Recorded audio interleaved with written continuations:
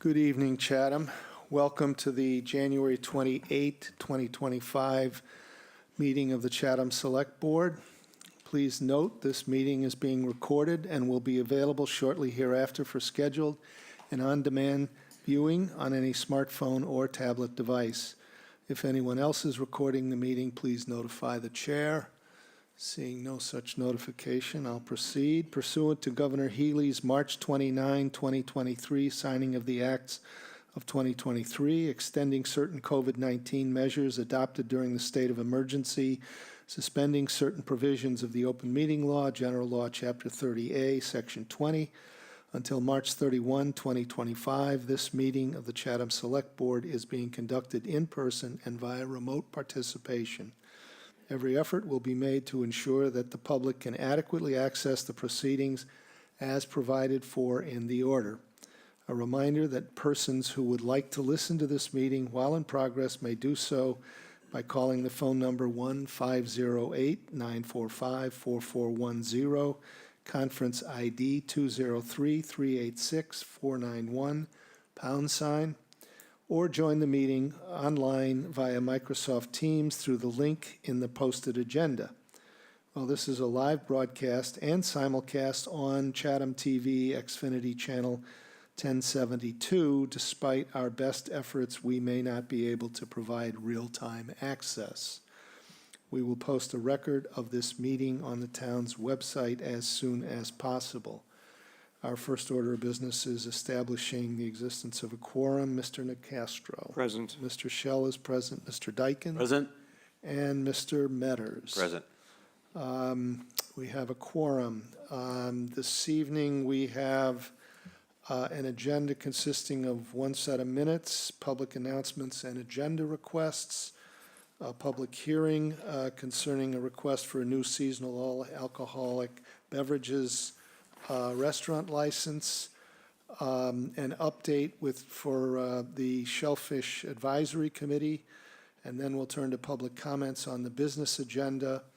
And then finally, the business agenda consists of 4 items. The first is an application to use town roads by for the Chatham Harbor Run and the Chatham in the Fall Run in November, the first one in June. Next, we'll have a fiscal year 26 budget review for the the public safety operating budget, the operating and capital budget for public works, and finally the water operating budget, all for fiscal 26. And the last one will be a vote to place and recommend the operating budget for the water and Sewer Committee, for the Water Department, for the 2025 annual town meeting warrant. Next, we have appointments to consider, one to the Historical Commission and a second to the Railroad Museum Committee, and then finally the Town Manager's monthly report. With that, I will invite comments and/or a motion on the minutes of December 5, 2024. Motion to approve the minutes of December 5th, 2024. Second. All those in favor, Mr. Metters? Aye. Mr. Dykens? Aye. Mr. Shell says aye, and Mr. Nicastro. Aye. Minutes are approved. Next, we have public announcements and agenda requests. Do we have any on the board here? Yes, sir, Mr. Nicastro. Thank you, Mr. Chairman. I received a communication from the town moderator on his behalf and on behalf of the chair of the Finance Committee, asking if we could consider a particular article to be placed on the warrant for town meeting. And so I'd like to request an agenda item to consider placing an article on the annual town meeting warrant to amend the town bylaws to allow members of the Finance Committee to serve on non-standing committees, non-regulatory committees, for example, an advisory committee or an ad hoc committee. Currently, they are prohibited from doing so under the general bylaws of the town. And the moderator has submitted to me some draft language, which I can provide to Kathy for the time when this is placed on the agenda. So I'd ask, given that we have an upcoming deadline to close the warrant on the 18th of March, if this could be placed on the agenda, it's sometime over the next couple of weeks, and that the town moderator and the finance chair be notified when that takes place. I have no problem with that. I just, let's make sure, something in my mind made me think that there was something in the charter about that as well. Interesting. I had thought there was too, and when the moderator spoke to me yesterday, I returned his communication. We spoke by phone. I had thought there was something in the charter, and he looked it over and called me back and couldn't find anything, and I couldn't find anything. But we'll Okay, well, no, obviously we'll take it up when we. Yeah, it would have to be when run we by take it up town at that council. time, I had yes. thought there was too. Yep. Thank you, Mr. Okay, Chairman. good. Anybody else on the board? Ms. McClellan?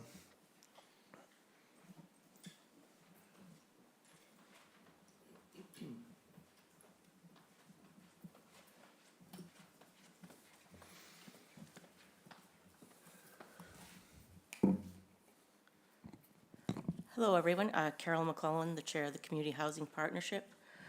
We had our meeting yesterday, and we have some recommendations, so I'm just going to go ahead and read what we have here. At the January 27, 2025 meeting of the Chatham Community Housing Partnership, the partnership discussed various housing initiatives for potential inclusion on the annual town meeting 2025 warrant. The members of the Community Housing Partnership, all present, voted unanimously in favor of the following recommendations.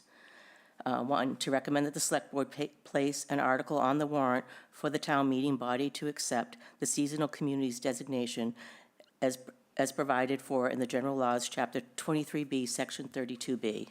This would be a proactive acceptance of the seasonal community section of the Affordable Homes Act.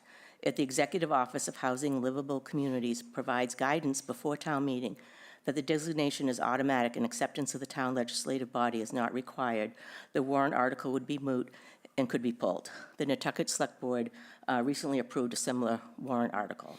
And two, to recommend that the Select Board place on the article a warrant authorizing the use by the Select Board of the Attainable Housing Special Revenue Account funds from the 1% short-term rental tax up to the amount in the Special Revenue Fund as of the town meeting vote for attainable housing purposes for the town-owned properties of Stepping Stones Road and 127 Old Harbor.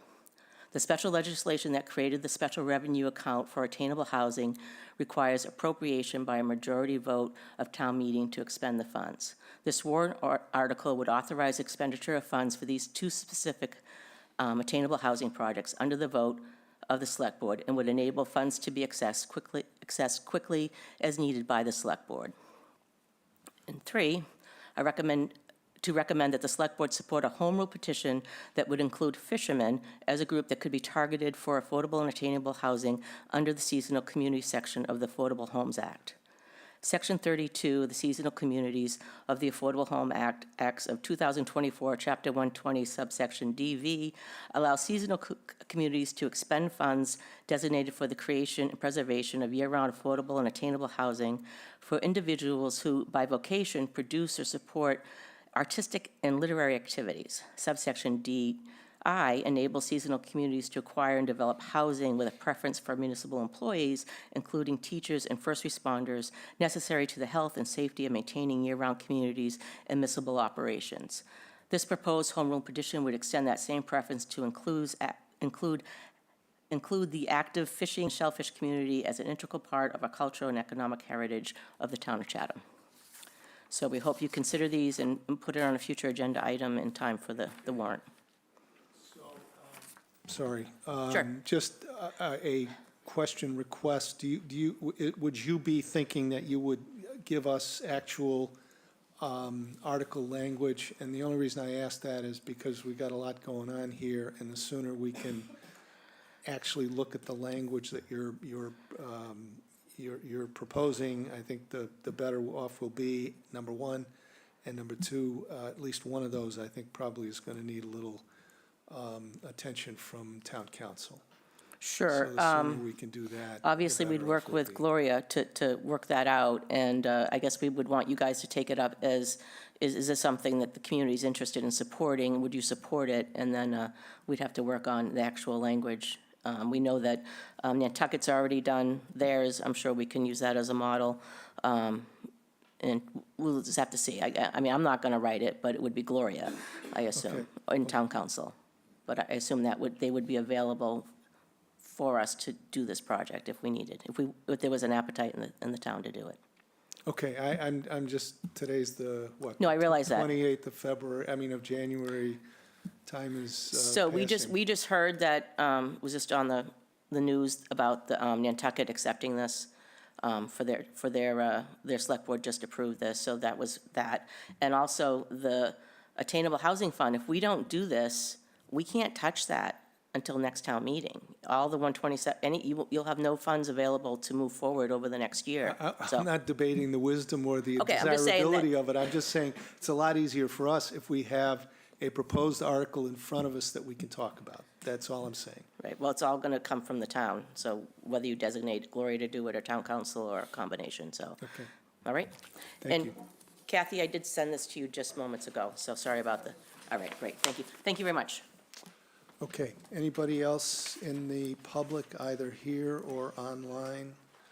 I don't see anybody. Do you, Jill? Okay, we'll move on to, our next item of business is a public hearing. Can I look to my left or my right for somebody to read that, or you want me to read it? Please, thank you. Town of Chatham Select Board Public Hearing Notice.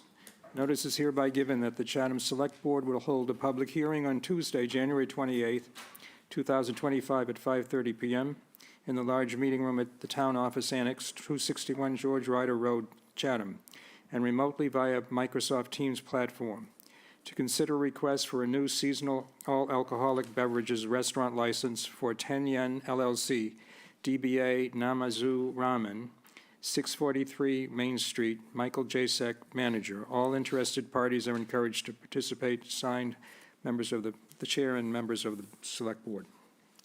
Thank you. Mr. Jasek, are you here, and would you like to step to the podium and present your application?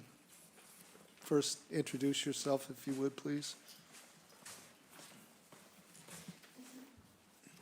Hello, my name is Michael Jasek. I'm the proprietor of Namazu Ramen. Sorry, my voice is going a little bit. We're located at 643 Main Street, the old Lily's Diner. We're intending to do a 35-seat ramen and sake along with cocktail bar. We're hoping to open for dinner at first, kind of test the waters, make sure that the function is how we want it, and then an additional meal period, hopefully next year in 2026. I'm happy to take any questions, describe the menu, or whatever you'd like. I think the only question I had, I saw that you had experience elsewhere on the Cape. It might be useful if you just give us a quick thumbnail sketch of where else you're operating. Certainly. We currently have a restaurant in Orleans on Main Street named 10 Yen, very similar in size. It's about 28 seats. The concept, though not sushi, will be very, very similar. We'll operate with a quality first mentality. Excuse me. And we'll try to limit the volume as much as possible until we feel confident that we're doing a good job with our preparations and our execution. And then as time passes, we get some good hires. Hopefully we can kind of move things along in 2026, expand the offerings. But we're really happy to be in Chatham. Everybody's been super nice. We've been offered to get a ribbon cutting ceremony, which I think is super cool. So yeah, we're just happy to be here. Just when do you think that ribbon cutting ceremony might be? You know, opportune? obviously the liquor license has a lot to do with our opening date and how we're hiring and scheduling things. My anticipation is it'll probably take about 9 weeks from tonight if everything goes well. We'd like to have the ribbon cutting ceremony sometime in late March, perhaps, and then open for takeout and, kind of first pancake dry run without the liquor license, I think. And then just be really ready for when the kids get out of school in June, Memorial Day, and when the summer hits. Thank you. Dean? Thank you, Mr. Jasek. I'm glad to see something going into that location. Do you have, I don't know whether you have already talked with the Board of Health. You think you can fit 35 seats in there? So it previously had 40, so we've actually Was it reduced the really? number of seats, yeah, because our biggest concern was refrigeration space. The way that it's laid out currently, it's mostly in the dining room. There's a big open sort of area between the bar and where the proposed table seating would be. That kind of eats into what would traditionally be, refrigeration space in the back kitchen or behind the bar area if you were to do a liquor or a wet bar. So we definitely are erring on the side of less rather than more to make sure that we're able to produce, like I said, and execute the product we want to in a way that works for us. And if we can expand it, we will. I think 40 is what I said, was what it was licensed for. I think we're opening with like 35. So yeah, I think that's safe to start. And you also have had experience in Harwich? Yes, so currently we're 3 Monkeys and the Mad Minnow is at 554 Main Street. That was the original location of 10 Yen, but being basically a hallway, it was just a bar, so we couldn't remain open during COVID. So we kind of pivoted. We chose Orleans. Couldn't be happier with the choice. Okay, thank you very much. Thank you. Anybody else? Jeff? You've been in Orleans how long? So this is our 5th year in Orleans. Oh, your 5th year? Yes. Wow, okay. It's been successful, obviously. You're excited about coming over here? I am. We have a very loyal and devoted following. Like I said, we're small, but we really try to craft our clientele rather than offer something for everybody. We don't expect to be everybody's cup of tea, but for those that do enjoy a traditional Japanese meal, I think they'll really find some value in it. Super. Well, good luck. Thank you. Corey? First, thank you very much for your presentation. Basically, the more curiosity, operating hours, days, times, what are you testing the waters with, and where do you ultimately want to land? So we're going to start with dinner for sure. More so because we're getting all new purveyors, all new suppliers, brand new location. It's going to take time for them to understand how to get to the building, how to get the stuff up the stairs. And sometimes when you're open for lunch, that can lead to disasters right out of the gate. So dinner first to give us plenty of time to prep, make sure that we're totally 100% bulletproof before we open up for any sort of lunch late night. But eventually we would like to operate for either lunch, dinner, and late night, or some combination of the two. That'd be nice, yeah. Is your license seasonal your liquor license seasonal over in Orleans as well? It's actually year-round in It Orleans. is year-round, but this is for a seasonal license here in It Chatham. is, yes. We're going to kind of test the waters the first year, and we're happy to operate without liquor, especially at the beginning. We just want to kind of get the food process going and, make sure that we're solid there. And then if the liquor is kind of afterward, that's totally fine. But you serve food meals at the Three Monkeys Street Bar, do you not? Yes, I'm no longer involved with Three Monkeys. Oh, you're but- not? Okay. No, I did Okay. leave. I took 10 yen. I left the Three Monkeys part and took the 10 yen shares. I see. Okay. But yeah, we do food and alcohol at all locations. Okay, good. Okay. Anybody else? Move approval. Motion? Oh, sorry, yes, thank you very much. Any comments from the public? I'll start here in the room. I don't see anybody here in the room. Anybody online? I don't see anybody online. Now, do we move to close the hearing before we move? I never thought you had to, but I think Corey does, so he's very insistent on this. I'm not gonna, no. All right, I'll invite whatever the appropriate motion is. I move approval of the application. Second. All those in favor, Mr. Metters? Aye. Mr. Dykens? Aye. Mr. Shell says aye. Mr. Nacastro? Aye. Now, does somebody want to close the public hearing, Thank you very much. or is it closed? We can go around. Back in the planning board days, we had a different procedure. At the select board, some of these, correct, I think we've gone around on this a couple times. I don't think we formally are closing public hearings in this platform. All right, So- I'll deem it closed. Okay. Fair enough. Next, we have a report from the Shellfish Advisory Committee, and I see Mr. Davis. Are you going to do this by yourself? I'm sorry? I said, are you going to do this by yourself? I'm hoping to. Okay.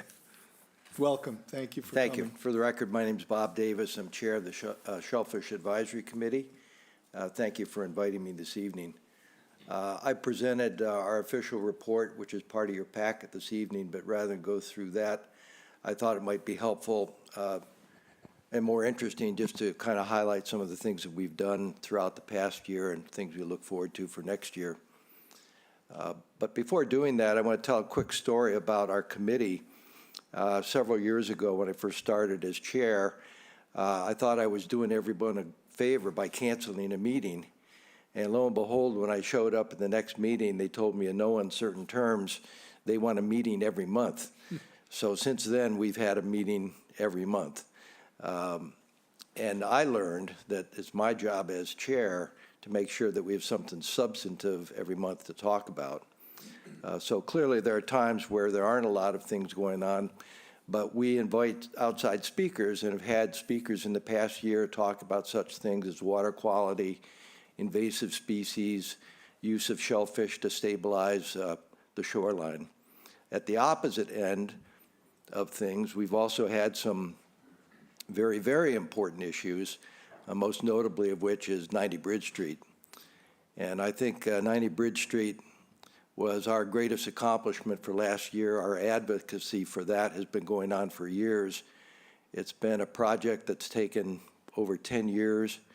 We've been there every step of the way from its inception through further visioning and ultimately to the town meeting in May of last year, at which time it was part of overall waterfront bond issue of $4.5 million. And of course, that whole project was defeated by approximately 30-some votes because it required a 2/3 majority. And there were two things I learned from that meeting. And the first one was I was somewhat critical of staff because I felt that they didn't give a comprehensive, thorough presentation. And only later did I find out that that was because they were limited to a 5-minute presentation on an 11.4 or 5, I forget which was, but over $11 million proposal encompassing 5 different projects, and they were limited to 5 minutes. I mean, I was astounded. If you look at the opposite side of that, anybody in the audience, any self-appointed expert can stand up forever and spout on and on about their version of the truth. So I think that is an ill-advised approach, and I'd encourage, however it could be examined, to reconsider the opportunity for staff, professionals, to present accordingly so that the members of the audience, the people making the vote, can do so on an informed basis. So that was my personal takeaway. The second thing that happened was that I and several other committee members were approached, even before we left the building. People came up and said, you know, we like the Upweller, we like 90 Bridge Street, we just thought it was too much money and it felt like it was a blank check. So we listened carefully to that. We subsequently had a meeting shortly thereafter, and on May 23rd, we sent a letter to you folks wherein we made the suggestion that 90 Bridge Street be separated as an individual project and be funded accordingly, and that be done as soon as possible at a special town meeting. So we followed up a couple months later, met in this room with you folks, and pursued that. And indeed, you did vote for the special town meeting. So fast forward to September, we knew that we had a lot of work to do. And so the members of our committee, as committee members, did as much as they could to get out the vote. But also as individual citizens, they and lots of other people did the hard work behind the scenes to get out the vote and to get people to come and support the measure.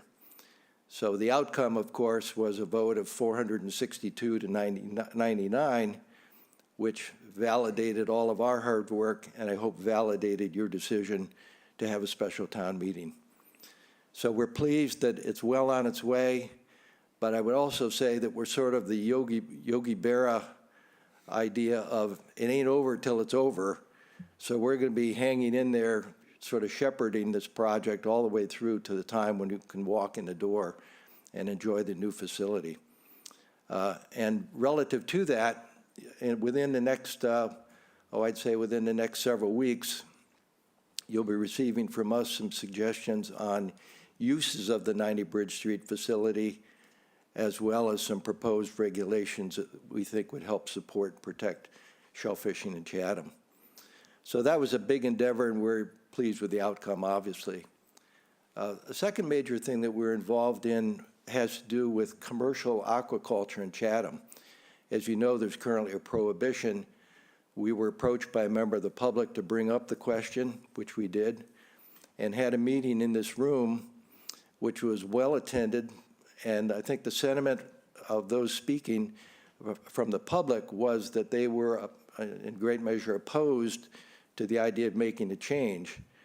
And it came to a motion on our committee, and that motion was never seconded, so it died. However, I don't think the issue is dead. I think anytime there's a profit motive, there'll be more people coming back to want to do this. I've spoken publicly in my position, which is that I think the commercialization of aquaculture in Chatham would be detrimental, certainly to the culture of what we know as shellfishing in Chatham today, so I'll continue to oppose it. The third subject that is, I think, maybe ongoing has to do with public access to the waters. And that whole notion goes back to Roman times.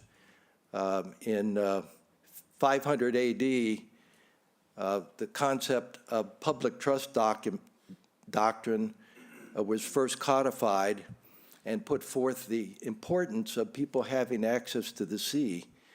And that was later continued into English common law and, of course, ultimately to colonial law and now to Commonwealth law. I'd point out that it was such an important issue in the eyes of the Romans that they saw access to the sea as being as important as being able to breathe the air or feel the sun on your face. So it was no small matter, and I think the philosophy of that has continued. We in our committee are certainly adamant about that. And there were several issues that came up last year, which I'll describe to kind of demonstrate some of those considerations. One was in Monomoy, where over recent 2 years, I think, Fish and Wildlife Service had started posting some areas that had traditionally been used by commercial shell fishermen. And it was unclear the purpose of that. There'd been harmony among the groups over a long period of time, and that subject was brought to this board, and I remember a meeting where the outcome was a subsequent meeting with the officials of U.S. Fish and Wildlife.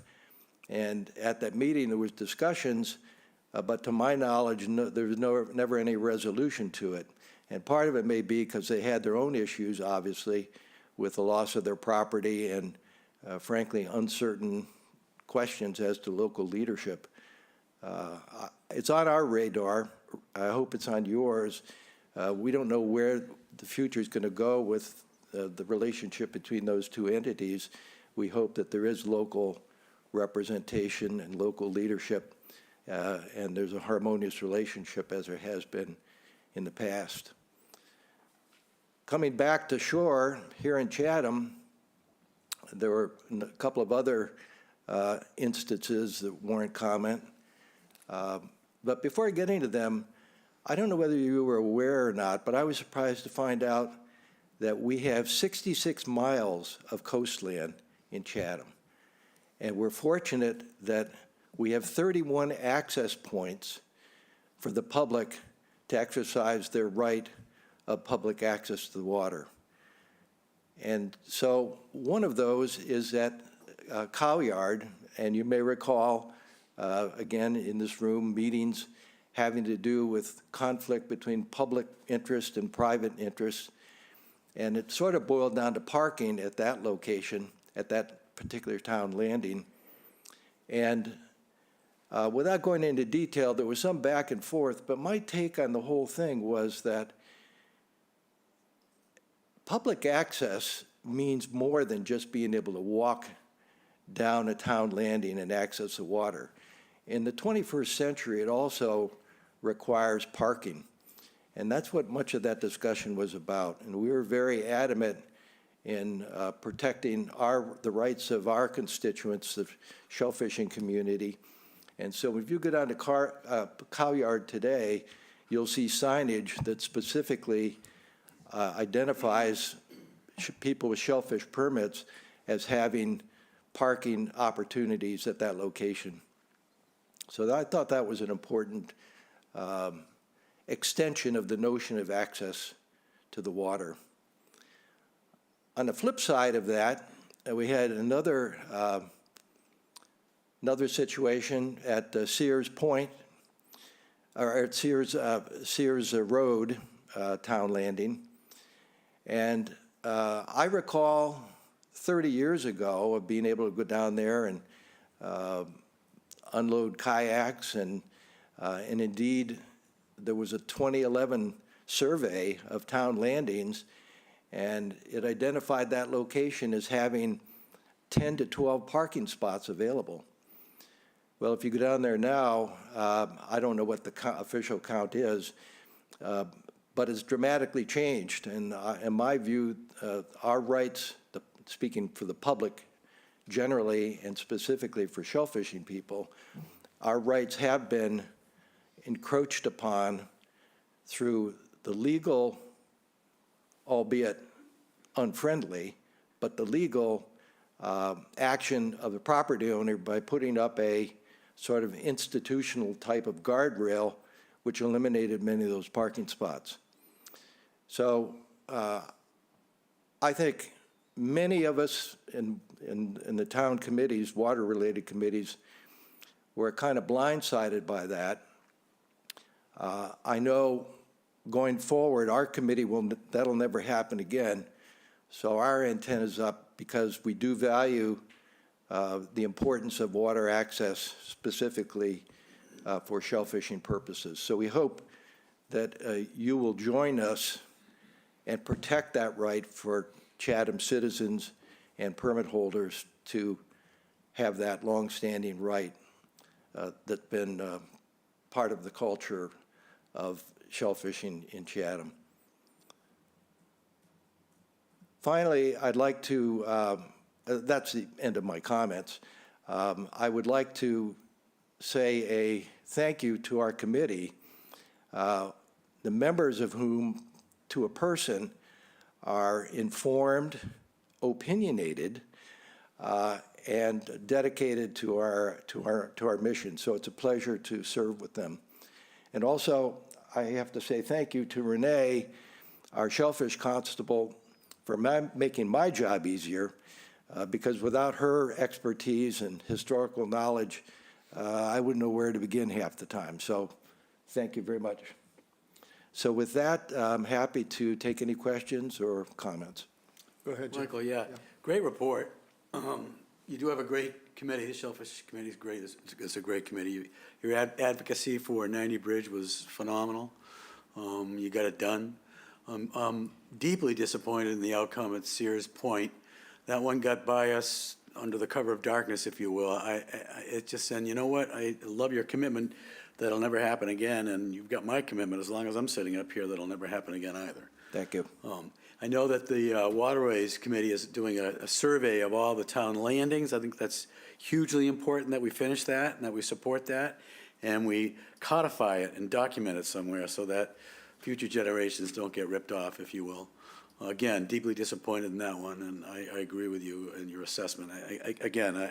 Under the cover of darkness on that one, it's really too bad. I've used that landing for your very purposes. I've shellfished down there, and you're right, the parking is severely hampered down there. Cowyard, I've been shellfishing the Cowyard, and there is parking there on the right time of day. The right tide, et cetera, there is parking there. It's somewhat constricted down towards the other end, but I think there's parking enough for shellfishermen. Extremely excited about 90 Bridge Street. I'm glad you guys are going to be involved longer term. You all got to be, but it's an exciting project. I think the whole town's excited about it. So, you do a great job. How long have you been chair? I don't know, a year and a half, maybe? 2 years? I don't, You've I'm done a having so lot. much fun, I've lost track. You're a good chair, you've done a lot. Thank you. Thank you. Any other comments or questions? Anybody, Corey, go ahead. No, just I know the waterway committees, all of them are very concerned about waterway access. And I know the Waterways Advisory Committee, you know, as Jeff has mentioned, there's going to be some upcoming discussions between the waterway committees to kind of address that and try to figure out what is the best path forward. Sears, I think, was an example that I think that we have put in place as best as our ability of keeping a better communication of what is happening within our permitting processes with the various committees, conservations, et cetera, so that we're aware of what's going on, so we can maybe respond differently than we've been able to in the past. So it was a bright light on a situation that is concerning to a lot of people. So it's definitely on everyone's radar, for sure. Great. Go ahead, Jeff. I just have one quick follow-up. What's going on with the eelgrass at Cockle Cove? What's going on there? It just says you guys are looking at Marine Fisheries proposal for eelgrass restoration of Cockle Cove. Is it in Well, the we sound or in the fortunately have an estuary, or- expert that can help us answer Well, that I question. just- My recollection was that we had a meeting where we had a presentation from the state, and I'm not sure what the outcome Yeah. of that was. So with that, I'll turn it over to Renee. There was a proposal from Division of Marine Fisheries to conduct a project there, but to date, it hasn't moved forward. There was extra money from a grant that they had, but nothing has moved forward. I can actually check to see, you know, where they are in the project, but to date, nothing's I happened. think Cockle Cove would be tough. I mean, if it's Nantucket Sound, I think it'd be real tough. But Pleasant Bay, I would suggest, would be a better spot. Right, and the parameters of it were dictated under the parameters of the grant. Because you're right, and that was discussed, that it's not a really great place for it. They don't have a lot of success with this type of project anyway. It was just additional funds that DMF had and wanted to do some experiments. Thank you. So Anything else? I'm sorry, did I interrupt somebody here? Just a couple of things. One, with respect to the Sears Road landing, I think my family started using that, not for shell fishing, but just access 37 years ago, and we've been using it ever since, off and on. And I was horrified by what I saw there when I really saw it. I do think, and it's been mentioned, Waterways is looking at that. I think they're consulting with town council. I think my sense is, or my understanding is, that there's a concerted effort to look at every landing, every access point, and make sure that we have a coordinated policy. So I would hope that you're coordinating with them and they're coordinating Right, we were with part of you. that discussion, Yeah, and that's yeah, absolutely correct. Yeah. So, and the only other thing I had was just sort of a question. I had a vague recollection, and there were others who had much more knowledge about it at the time, but the postings by Fish and Wildlife, which I guess was a year or two ago that came in front of us, my sense of the way that conversation ended was that, you know, after everybody went out there and sort of surveyed the situation, they holstered their weapons, but there was no real resolution, and I don't recall our hearing about it since then. I don't know if that's an accurate recollection, but I just mentioned that, yeah. I want to echo what my friends here have said. Terrific report.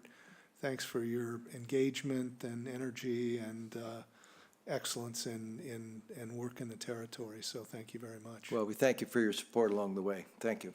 Okay. Anything else? Okay. Next case. This is an application to use town roads for the I'm sorry? Oh, was that a? Oh, I thought we had public comments. Oh, forgive me, I'm sorry. Yep. I will invite public comments on the business agenda. I don't see anybody in the room. Anybody online? Okay. We got that out of the way. Next, consider use of town roads, specifically the Chatham Harbor Run on June 22, 2025. and Chatham in the fall on November 23, 2025. And we have the Cape Cod Athletic Club. Welcome. Thank Thanks you. for coming. I'm Howard Tansey, the race director and member of the Cape Cod Athletic Club. And we're asking for the use of the roads for the Chatham Harbor Run. And I think you will notice that we looked for a different time for the Chatham Harbor Run for an 8 o'clock start. That is because I was talking with Lieutenant Harris at the Chatham in the Fall Road Race, and we're getting a little, we're looking at safety more than anything. And also, it's gonna clear the town roads by 10 o'clock instead of 12 o'clock, 1 o'clock, and the town will be more open, especially in the June race. But we're, looking at heat, the 11 o'clock, it used to be a 12 o'clock start, and seems to be getting hotter every year. And I also talked to Justin Devano with the fire department, and he's in agreement, and the police were in agreement to start at 8. So that's what we were shooting for. It's the same course. There's no walk at the moment. That's still up in the air. But at this point, there's still no walk for the summer race. So I'm just talking about the summer race right now. And I don't know what you guys think about that, but that's where we're at right now, so. Jeff, go ahead.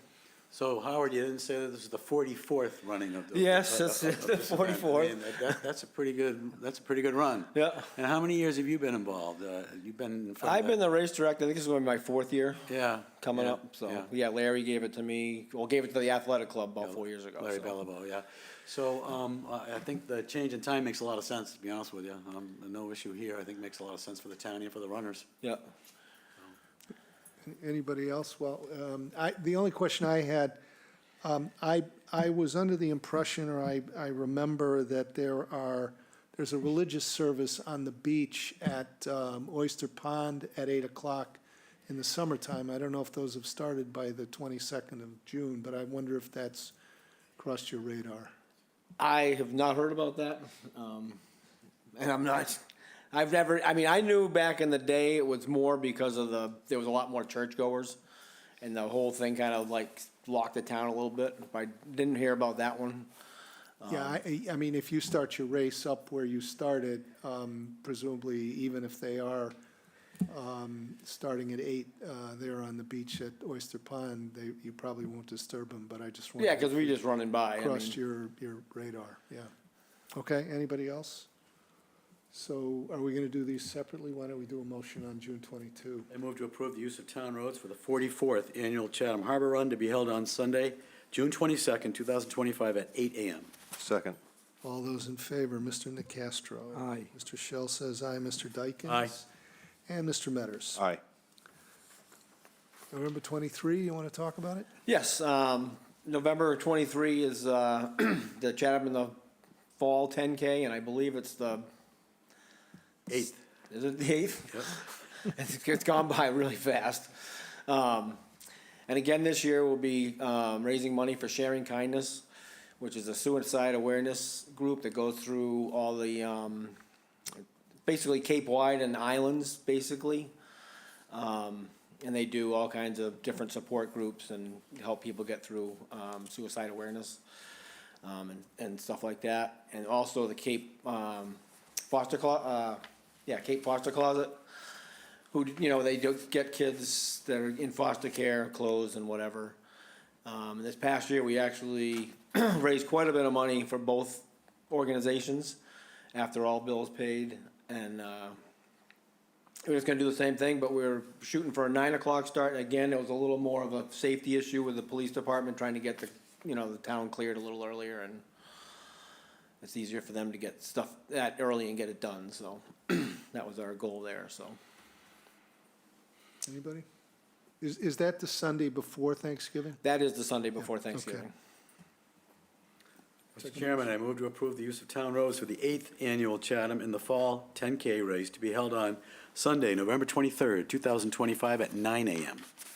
Second. All those in favor, Mr. Metters. Aye. Mr. Dykens. Aye. Mr. Shell says aye, and Mr. Nacastro. Aye. Thanks very much. Thank you very much. Good luck. We'll see you next year. Yep. Okay. Next are the budget, 26 budget reviews and 125 annual town meeting article. Welcome. Nice to see you Hi, again. good evening. Thank you. Carrie Mazzarol, Finance Director. First presentation will be on public safety FY 2026 operating and capital. The public safety operating budget is presented at $9,259,517 for FY 2026, an increase of $649,976, or 7.55% over the current fiscal year. The FY 2026 Police Division budget is $3,981,840. The Animal Control Division includes an operating budget of $83,480. The Fire Division budget includes a total of $5,071,777. The Fire Dispatch Services assessment for FY 2026 is $61,288. The Emergency Management Division is proposed at $54,133. The Cape and Islands EMS Division is $6,500. The Oil Pollution Control Division includes a budget of $500.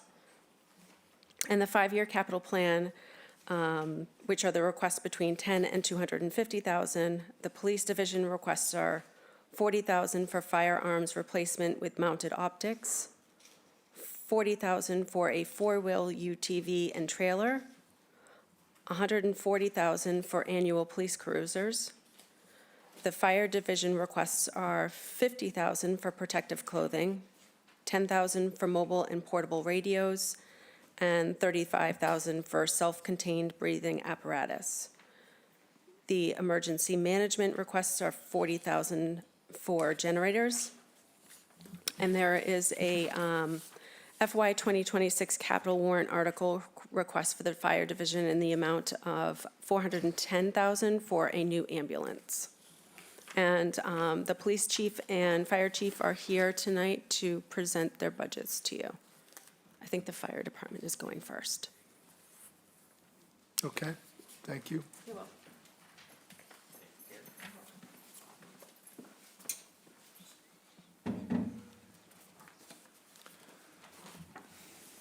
Welcome, Chief.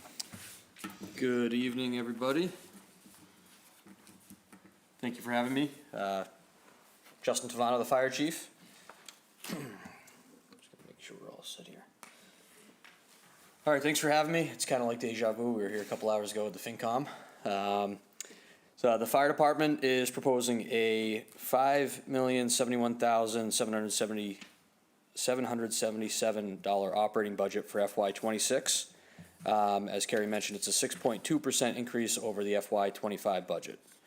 Most of the budget increases for FY 26 are related to personnel expenses, and the increases on the personnel side of the budget are primarily contractual, totaling $4,702,228.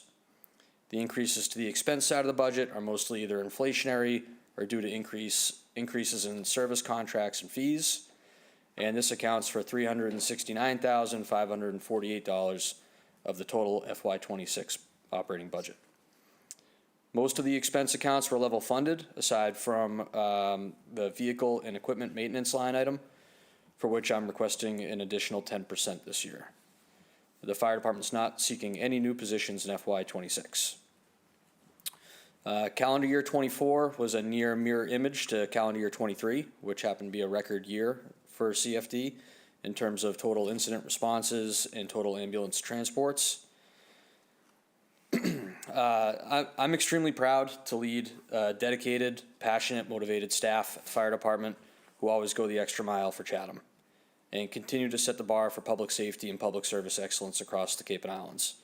My thanks go to you folks, the Finance Committee, the Town Manager, the Finance Director, and the taxpayers for continuing to provide the necessary funding, which allows our responders to perform their duties safely and efficiently. Through your approval in November, we are in the process of finalizing the language in the MOA with the Barnstable County Sheriff's Office to transition our dispatch services.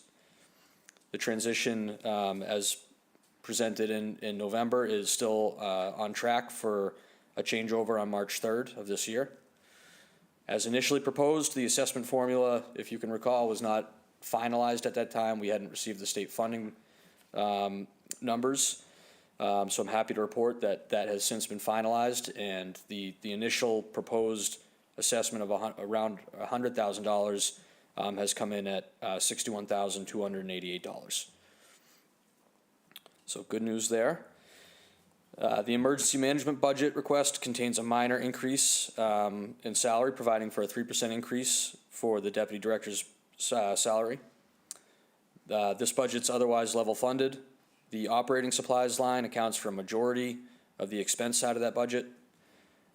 The operating supplies funds are utilized for a variety of operational expenditures throughout the year, and will also be utilized to help support our box CERT. That's our Brewster, Orleans, Chatham, and Harwich CERT team, which is a volunteer organization that's been largely grant funded. Each of the 4 towns represented by the CERT has once again been asked to earmark up to $2,500 towards operating supplies, which will be funded out of the emergency management operating budget. So with that, I'll get on to our presentation. Some of the initial slides here, very similar to the slides you saw during my dispatch presentation a few months ago, just with some updates.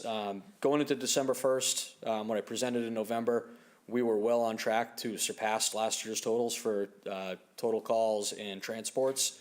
We had a particularly slow December, and as I mentioned, we ended up at almost a mirror image from last year. 15 calls short, total incidents short of what we did in 2023. For our ambulance transports, same data there. We were on pace to surpass 2023. We had a slow December, which is a good thing in terms of business, and we ended up just shy of what we did in 2023, with a total of 1,354 ambulance transports for calendar year 24. This chart just looks at our ambulance revenue. This takes a look at it through the fiscal years for the last 10 years, rather than the calendar year. FY24. You can see over the last few years that the revenue has significantly increased each year. Took in approximately $900,000 in FY24 in ambulance revenue.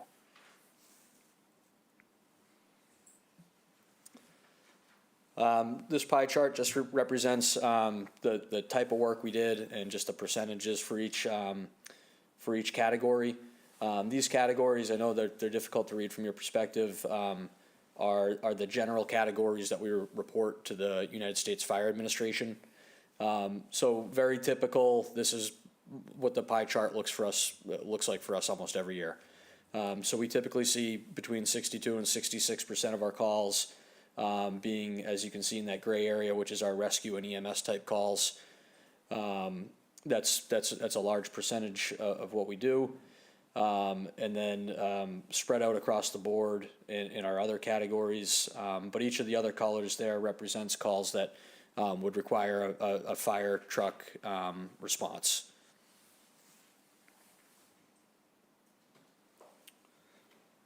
Nothing's changed with our personnel. We still have a chief and a deputy chief.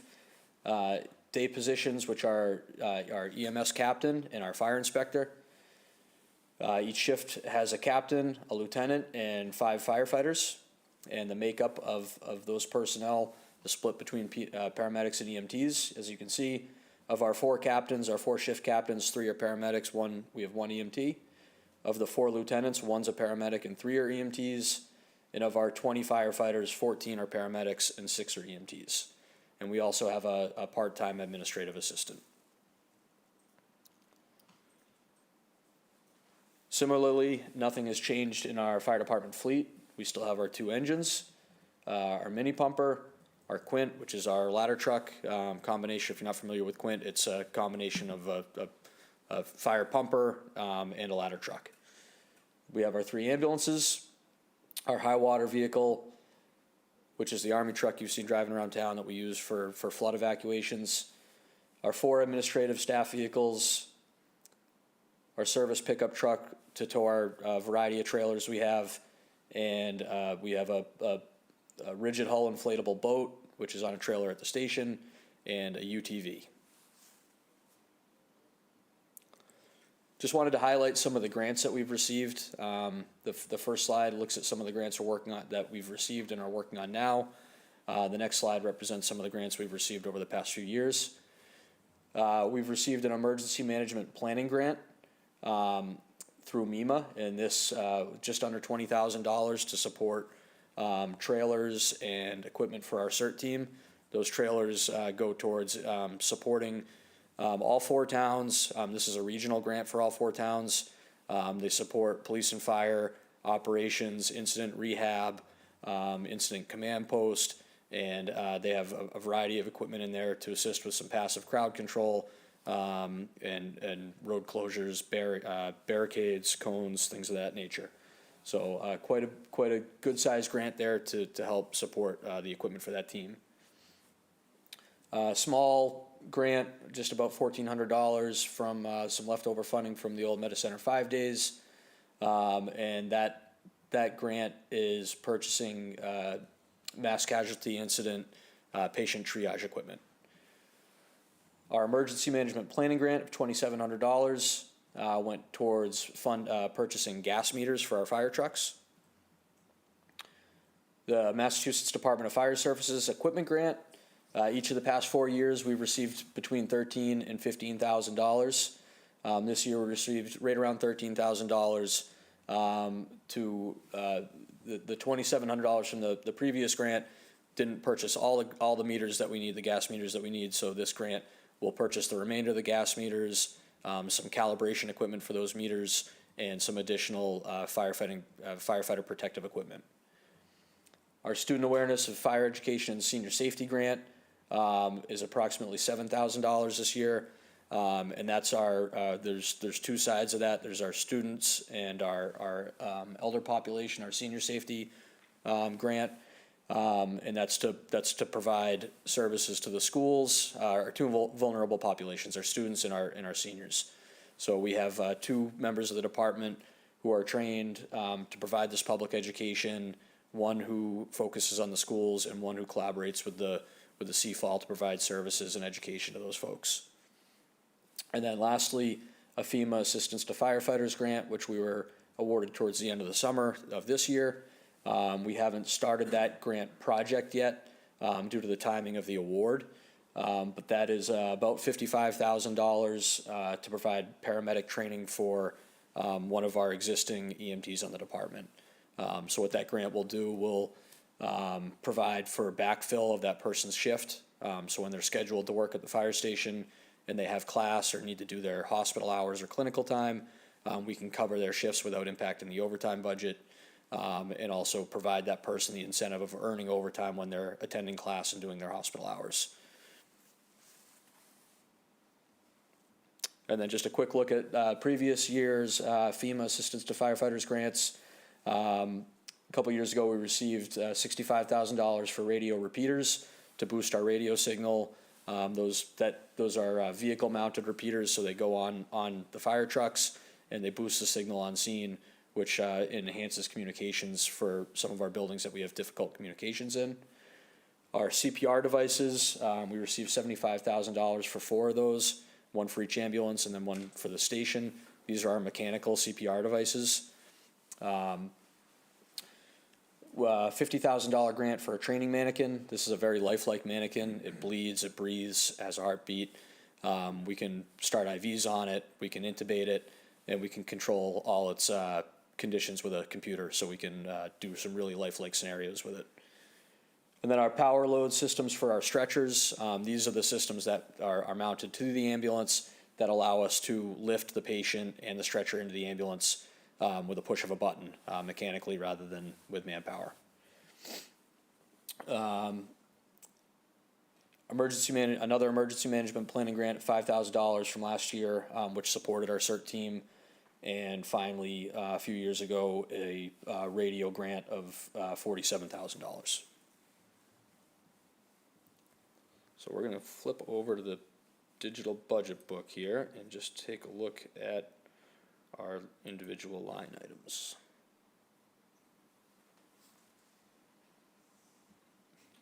Good for you.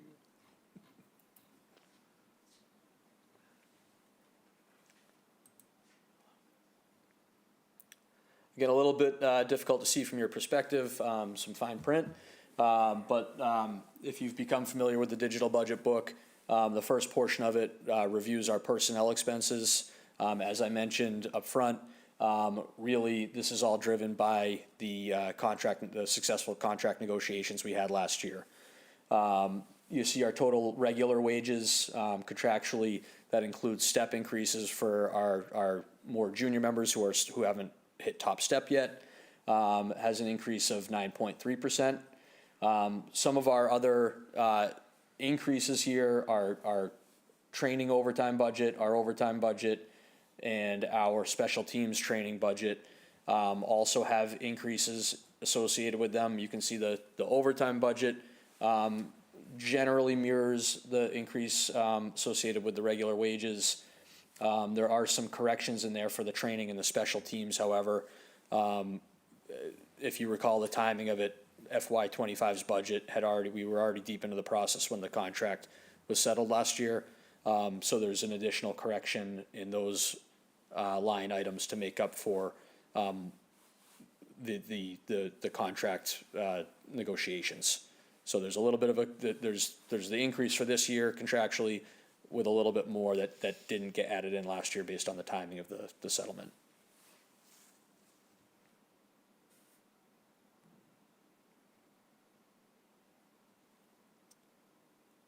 That's pretty much it on the personnel side. And on the expense side, like I mentioned, everything is level funded except for our vehicle and equipment maintenance line, which we are requesting an additional 10%. Our fire apparatus is all getting a year older. I know it seems like yesterday that we purchased the ladder truck and our two pumpers. The ladder truck is a 2015. The two pumpers are both 2017. So they're not old, but they are getting older, and with that requires a little bit more repair and maintenance. Costs continue to go up for parts, and the labor costs for our mechanics continue to go up as well. So that's the only expense line item that we're requesting an increase in of 10%. And then the only other thing that you'll notice, our capital outlay, we have a significant decrease in that request this year. We've traditionally carried a pretty healthy amount in that account, and we haven't really had to tap into it, so we felt comfortable dropping that down quite a bit.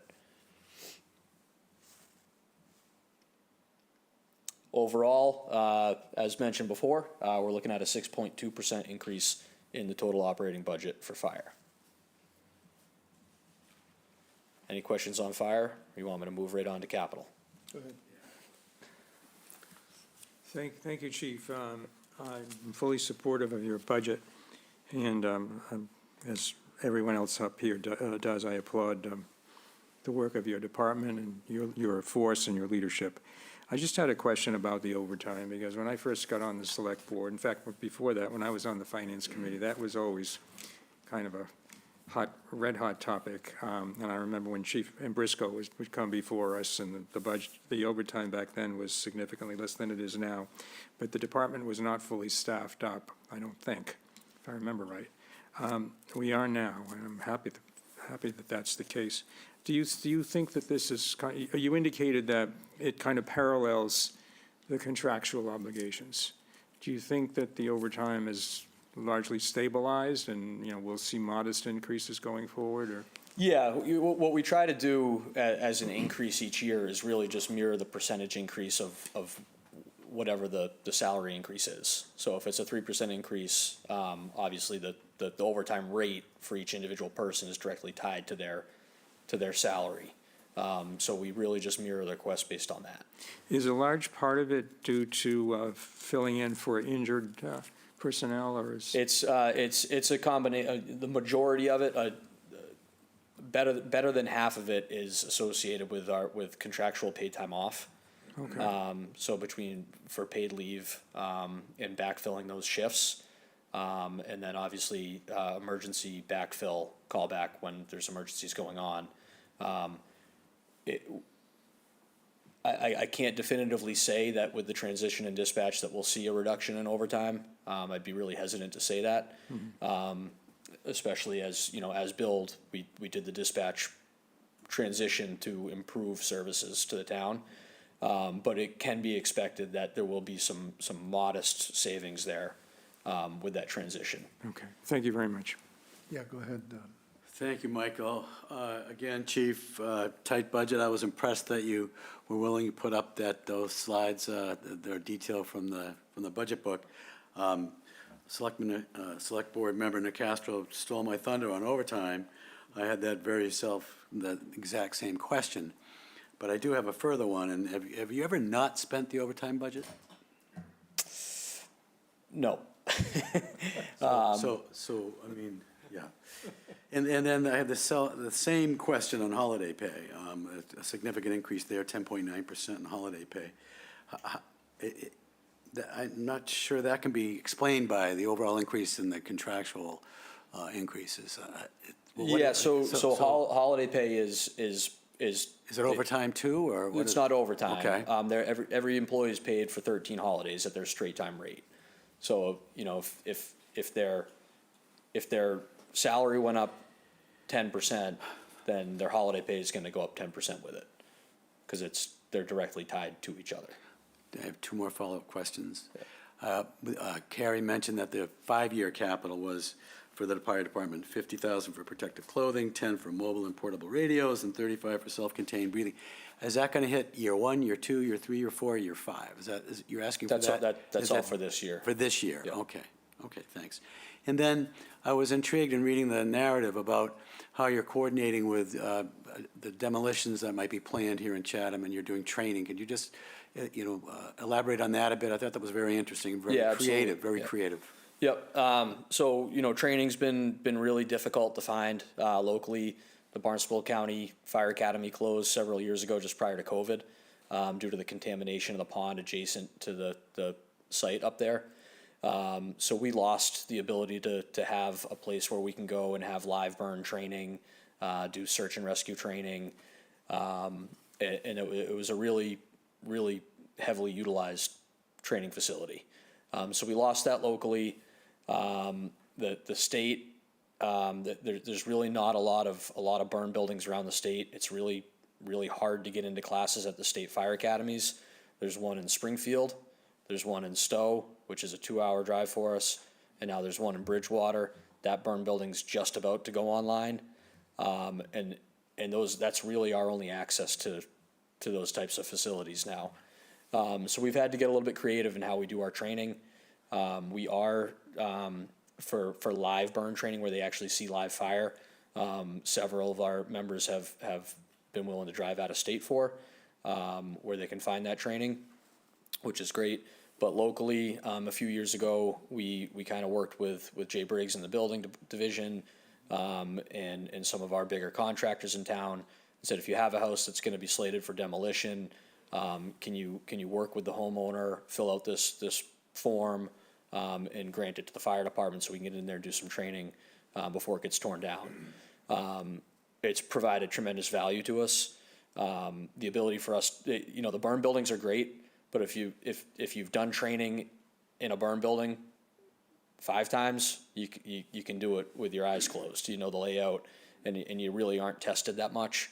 So the ability to get into these homes where we can throw a really live, realistic scenario at the crew. They haven't done a walkthrough of the inside of the home before they show up and get put to work.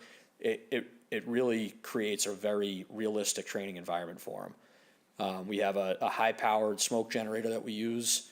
which within 5 minutes can completely make the house full of smoke, of theatrical smoke, where you can't see a foot in front of your face. So they go in there, they pull hose lines, we put victims, mannequins throughout the house, and it's as realistic as we can make it without the actual heat from the fire. So it's created a lot of great value for us. Yeah, as I said earlier, I think it's creative, I think it's smart, it's cool, I think it's really neat. You guys do a great job. I think you had notably had a really neat rescue, if you will, a couple weeks ago, a month or so ago, that was really cool, so, thank you. Thank you. Yeah, go ahead, Corey. Thank you, Mr. Chair. I mean, I think Chatham is so fortunate with our fire and police departments. I mean, the community relationship you guys both all have with our citizens has been extremely positive. So I applaud you for continuing that environment. I just one quick question, Mr. Jeff kind of mentioned on the capital side. On the protective clothing, 50,000. I mean, obviously that's a very expensive product. Where does that put us with overall inventory of protective gear? Because I mean, personally, I don't want to shortchange, the department with making sure that we're up to speed with enough of that inventory. And the second part on the radios, I mean, 10,000. How many radios? Because those other things are pretty darn expensive, aren't they? Yeah, they're really expensive. Yeah. So. So I can touch on the capital real quick. That was going to be where I was heading next anyway. So with the personal protective equipment, it's $50,000 request this year. We keep a pretty detailed inventory of everybody's gear, when it was manufactured and when it's due for replacement. Through industry standards, which we follow contractually, is every firefighter is outfitted with 2 sets of gear. They get one when they're initially hired, and then they're issued a second set of gear when they complete their 1-year probationary period. The gear itself has a life expectancy of 10 years. At 10 years, it's retired and it's removed from service. And the standards that we follow, the NFPA standards, indicate that at 5 years, your primary set of turnout gear gets turned into your second set, your secondary set, your backup set, and then you should have a new set that's less than 5 years old. So that's kind of our replacement cycle for that. So through kind of looking at our inventory, we know that we have some additional sets that we're going to have to replace this year, which is why the PPE request is an annual request, but that's why it's gone up a little bit this year. We're also seeing there's been some recent legislation as of January 1st of this year. Manufacturers are required to label the gear as containing PFAS if it has PFAS in it. And then as of January 1st next year of 2026, it has to be manufactured with no PFAS. We have no idea what that's going to do to expenses of the gear. Sorry. And the radio? Yep. And then the radio request, again, that's another annual request of $10,000. As I mentioned to the FinCom earlier, the radio I have on my hip right now is a little over $4,000. And the radios that the firefighters are outfitted with are over $6,000 because they're designed for high heat environments and a little bit more rugged. I just have one quick one, Mike. You mentioned the ladder truck and the pumpers and stuff, and one's 15 and 17. What's the earliest year you anticipate needing to replace one of those? So we have maybe 2 or 3 year heads up when we plan our capital? You'll definitely have a 2 or 3 year Okay, heads up. all Yeah, right. you'll have probably a 5 year heads up. Okay, good. All right, thanks. Those are pricey. Yeah, Those and are I just pricey. want to note with the radios too, as I mentioned on the grant slide, it was a few years ago that we got about a $50,000 grant to replace some Yeah, I remember radios. that, So that was really important. And then, as we go forward, some of this equipment, our SCBA, our radios, we've been fortunate to get assistance to firefighter grants in the past for. Currently, all of our breathing apparatus right now, we're grant funded, and all of our radios right now, essentially, except for replacements and repairs that we've had to make along the way, have been grant funded. So as those start to reach the end of their life and they start to qualify for replacement, we'll certainly put in a grant application to replace them again. I'm sorry, go ahead. No, go ahead. So with that, with the capital, I'm just going to get back on track here with my slides.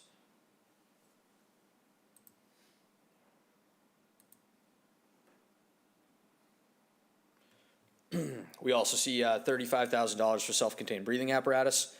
Again, this is another annual request. That number's gone up this year. As I just mentioned, all of our self-contained breathing apparatus were grant funded several years ago. And the self-contained breathing apparatus is made up of two parts. It's got the air cylinder and then the pack itself. The air pack itself doesn't have an end of use life, but the cylinder itself has to get tested every year and can only be tested so many times before it has to be removed from service. So we have several of those cylinders that are up for replacement this year. Each one of those cylinders, if we bought them individually, they can run up to about $1,200. We buy them in bulk, we'll get a little bit better of a price. But we have several of those that need replacement this year, which is why that annual request has gone up a little bit. And then the ambulance, we've historically requested an ambulance every other year as part of our longstanding ambulance replacement policy, which has put us in a position where our oldest ambulance is about 6-7 years old with a rate around 100,000 miles on it when it's time to be replaced. The industry is seeing significant delays in production. It's about 3 years to build an ambulance right now. So it's paramount that we get this on schedule. And even getting this one, the FY24 funds that were appropriated for an ambulance, we haven't received that ambulance yet. I'm hoping to get it this August. So to get this on schedule and get this ordered, right now, the vendor's telling me if we ordered it now, we'd hopefully see it around September of 2027.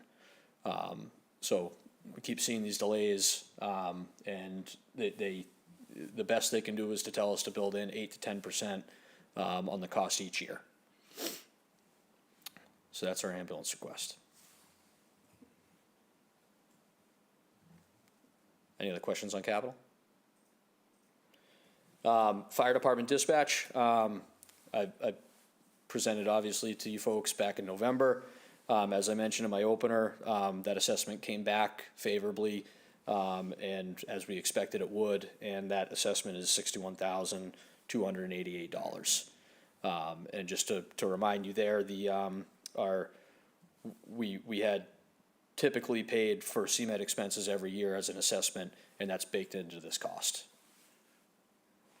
So just a quick question. I recall that in your presentation on this specific item, there was a sort of a correlative benefit in terms of freeing up 4 firefighters. I can't remember exactly how that related to, effectively additional FTE availability, but I take it that didn't help much with the overtime.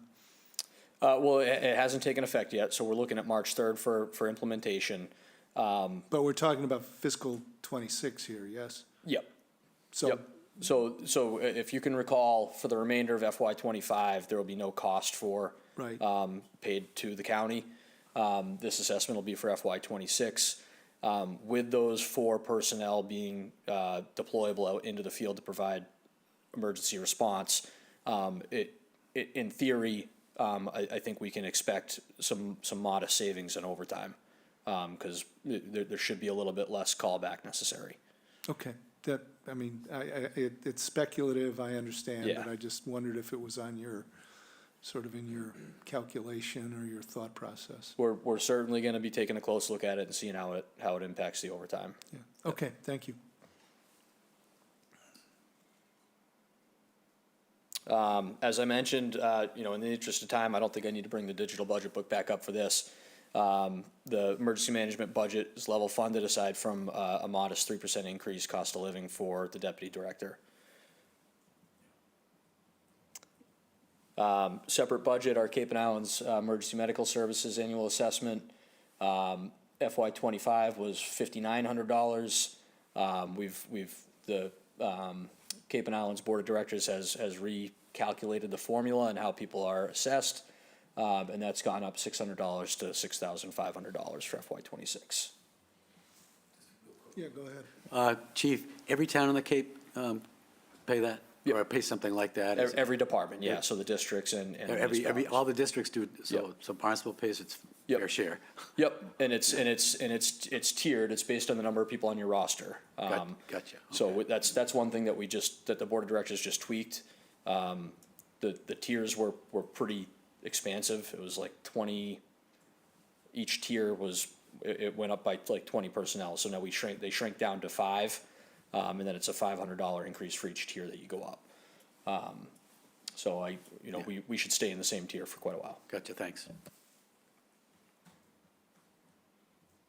And then a small oil pollution control account, level funded at $500. That's all I got. Any other questions? I'll just add, you heard from my friends to the right here and left as well, what a great job we think you're doing. I certainly do. And it's extraordinarily, I don't know if this is the right term, but user-friendly. I mean, you present a very friendly face to the community in addition to essential and life-saving services. So thanks for all of that. I appreciate it. Thank you, folks. Next case. Hunter took control. I was gonna try to do it, but he's got it. Thank you. Thank you.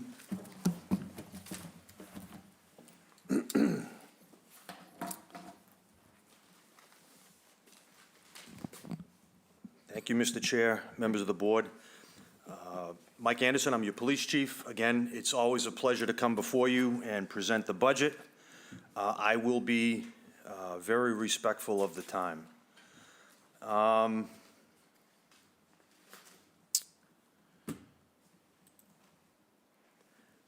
Before I go through the presentation and thank all of you at the end, I just want to bring this slide up because I think it's important to show some past return on some investments that you guys have made in the past for our department.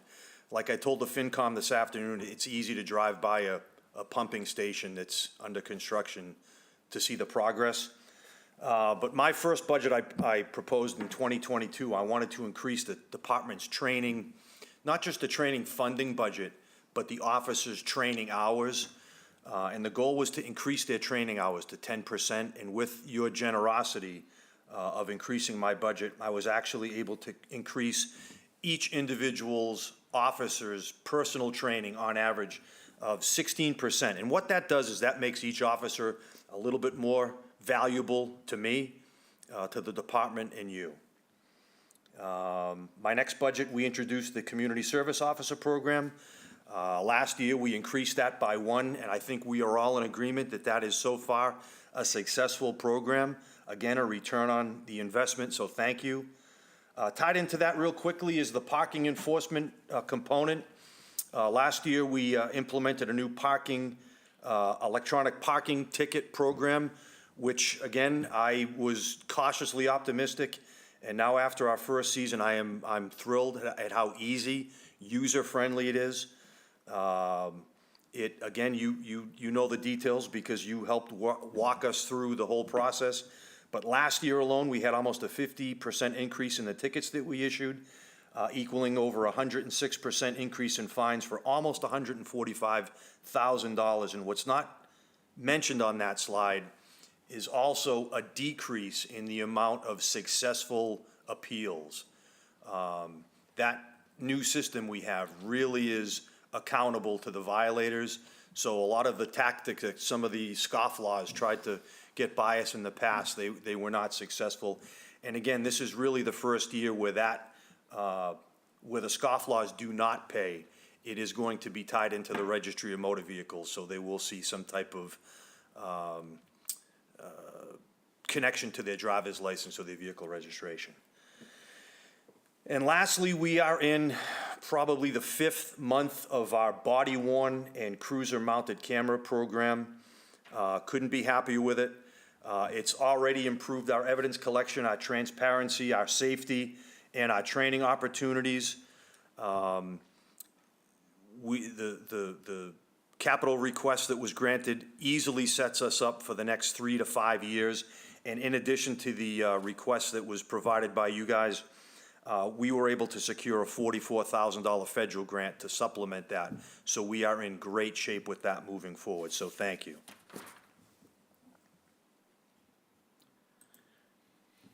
Real quickly, these are our calls for service. As you can see, 24 is on the far right, and what it shows is accurate. It's a gentle decline in citizens' calls for service. What you see here is just a brief description of some of our calls for service. Real quick, everything in red is an increase. The parentheses next to it is what the number was for last year. So the total reported criminal violations, the increase of 219, that's from 172. 6,814 calls for service. That's primarily reactive calls for service. Draw your attention to the bottom of the slide. In red, the 12,000 building or property checks, 12,700. Those are proactive officer checks on your businesses and your properties. And again, 2,084 parking tickets issued, an increase from 1,397. And that 125 highlighted for the firearms permit, I apologize, that number should be 134. I just draw your attention real briefly to that box on the right. Even though the calls for service seem to be on a decline, you'll see that the total reported criminal offenses are higher this year. And again, I'll draw your attention to the aggravated assaults, the simple assaults, the intimidations, the weapons law violations, which include firearms, the disorderly conduct calls, the fraud cases, and the drug and narcotic violations. Those have increased significantly this year. And if I say significantly, if we had none the year before and we had 3 or 4 or 5, to me, this year, that's significant. Again, we were able to handle every call for service. I'm proud of the staff we had at the way that they handled that. Just to assure you and the community, we are well-trained and well-prepared for anything that happens inside or outside that box on the right.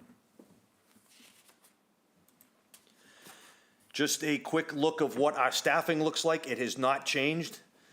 We have 22 sworn personnel. That means sworn police officers for myself, down to our newest officer.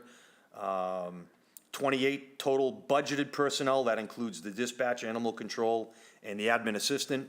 I will note that that 22 sworn personnel number has not changed. As you recall, a couple of meetings ago, the town manager had her budget staffing recommendations, and she and I hopefully are going to be adding 1 to make that total sworn personnel to 23 personnel. And again, I'll remind you, that's the first time we've increased our staffing since 1984. That's our current police department fleet. Again, you can look at that. I apologize for the typo. That marked 2024 Ford. It's not a 2150, it's a 250. It's a brand-new vehicle. Your attention on line number 1, we've got 6 marked Ford Explorer police interceptors. We have 2 that are 2019, and you'll see in the next following slides, those are the 2 that we are looking to replace. We have 18 total vehicles. The trailers for support are not included. And again, later on in the presentation, you'll see we are looking to add 1 more specialty vehicle. But that is our current fleet, and they're all well taken care of. We have got a great maintenance budget. We've got a good maintenance program, and we've got a Ford dealership in town. Again, they take really good care of us. The department's first capital request is usually an annual replacement of 2 marked police vehicles. The combined is going to be for about $140,000, and this is a regular replacement of our police fleet to keep the fleet up and running. We rotate and replace the marked line cruisers on a regular basis. It maintains the vehicle's value at a regular 2-year trade-in. It maximizes our savings by keeping the mileage and repairs cost low. One of the reasons why this number has inflated a little bit, I'll draw your attention to the picture on the left. That's what the interior of that cruiser would look like as far as the console, the equipment, the mounts, the cage in the back, the boxes in the back for the equipment. If we're replacing a 19 with a 25, you guys all know that Ford usually changes the body styles just a little bit or just enough that if we tried to take the 19 equipment from the interior. It just won't fit in the 25. And if it did, it's still 2019 equipment, and it's used every single day, 24 hours a day, 365 days a year. It goes through an incredible amount of use. So even if we were allowed or able to transfer most of our equipment into a new vehicle, a lot of our interior equipment has reached its unfortunate end of life. So last year, we were looking for the purchase of a Polaris Ranger. We had it weighted a little bit less of a priority, so it kind of got nixed. But we're trying again this year, and I think the time has come where I think it's long overdue. The fire department has one, and I'll talk about theirs a little bit more in a minute, but these are some of the events that the fire department uses theirs. And last summer, we were able to borrow one from Barnstable County, and we had it for pretty much the month of July and about half of the month of August. And it did get used. It got used for remote patrol on beaches in our woods. So basically what we're looking for is a four-wheel drive UTV. The picture is somewhat different. The one that we are envisioning has an enclosed cab, so you'll have heat, you'll have air conditioning. It's an all-wheel drive, all-season emergency response vehicle, easily deployed to areas that include large crowds or isolated areas such as beaches and wooden trails where we've had in the past. The UTV would be able to carry emergency equipment, as you can see, to and from scenes. They're also beneficial in storm response by navigating around hazards like trees, lines, and other structures. There is no specialized training that the officers need to use this as far as comparison to currently like a motorcycle or the four-wheel ATV that we have. There's a special environmental police certification course that select officers have to go. This one, anyone with a mass driver's license can drive it. It would be fully lit, it would be fully street legal, it would be registered, it could be able to be driven on the street. Having this would allow us to patrol these remote areas. So last year, I'm sure you saw and were aware of the campaign. We had some large parties. Some were on North Beach Island. Some were on far remote sections of beaches. Thanks to social media, these things can pop up without much notice or can move without notice. And then when we respond, it's usually a 1 or 2 officer response in a police vehicle. And then they have to exit their vehicle and march, significant distances to a party where now 2 or 3 officers are encountered by probably 200 to 300 people with alcohol, fireworks, and tempers. We also answer calls for service, search and rescue in our conservation areas. And the reason why we're asking for a trailer with this is not only to make it easier for us to maybe pre-deploy this to certain areas in town, but we can also assist neighboring communities if they need our equipment, as we've had to ask for their assistance. Just a side note, why this is important is that the fire department has one. And when we had the one from the county on loan, it was very valuable because the timing was good, because the fire department's UTV was out of service for the several weeks in July. So they were able to use the one that we had for us. So again, that's for your consideration. With me in the audience is my Deputy Chief Lou Malzone. He's going to assist me in presenting this next capital request. And I will turn it over to Deputy Malzone. Good evening, Lou Malzone, Deputy Chief of Police. This request is for a regular replacement of our firearms. We replace our firearms every 3 to 4 years. Like our cruisers, our firearms are out with us every day. They are exposed to the elements. Fortunately, they spend most of their life in the holster. But they are out in the elements. There is hundreds of rounds of ammunition put through them yearly for training. We also trade them in to avoid the costly maintenance, maintain their reliability, and of course to keep a reasonable trade-in value. So the addition to the regular replacement is the addition of the optic that you see on the top of the rear of that handgun. On the front of it, you see the lighting systems that we added in 2022. That was to change our tactics so officers weren't deciding how they were going to hold their flashlight, where they were going to hold their flashlight in no light or low light conditions. Kind of a work smarter, not harder piece of equipment there. This optic has a lot of benefits over traditional firearm sights. What you see on that optic, the front of it, there is a small glass screen. On that screen, there is a red dot LED that is projected, and the shooter superimposes that dot over their target. So your target focus is not a laser. It does not illuminate the target. Traditionally shooting, you are sight focused. So as you can imagine, in a stressful situation, being sight focused creates a lot of tunnel vision. The optic opens up that field of view for the officers, and they are able to be target focused. And one of the cardinal rules in shooting is knowing your target and what's behind it. So without trying to avoid having that tunnel vision, you're able to see the bigger picture and be target focused. So the advantages of faster target acquisition, improved low light performance, improved situational awareness, sharper officer focus, and improved round accountability. With proper firearm fundamentals, where that red dot is placed is where the round will end up.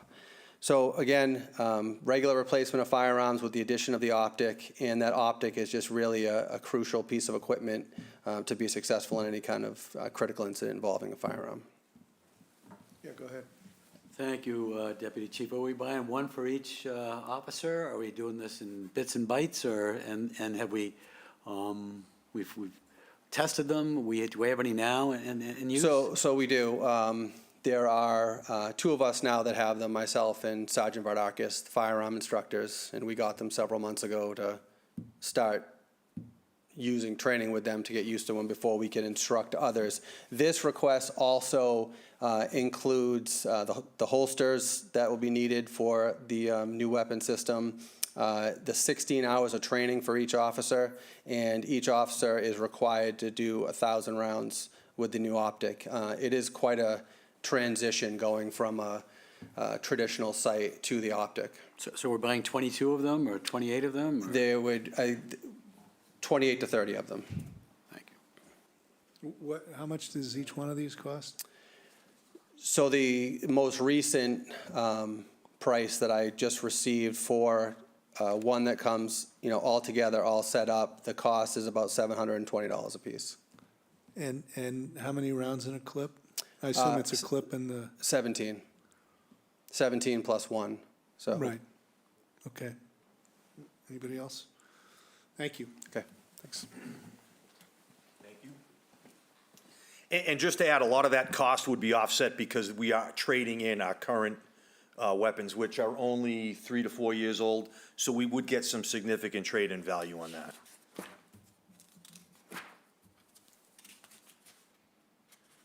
Okay. Bear with me on this one, I gotta do this.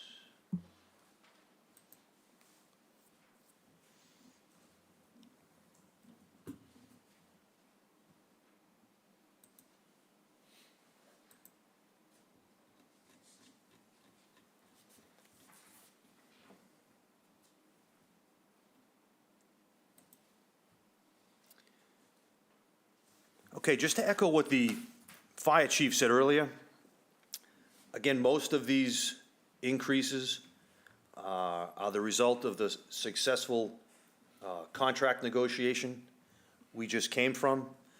And I know the question was brought up about the holiday pay. It's the same increase here. One of the questions that came up with the FinCom was the Quinn Bill educational incentive.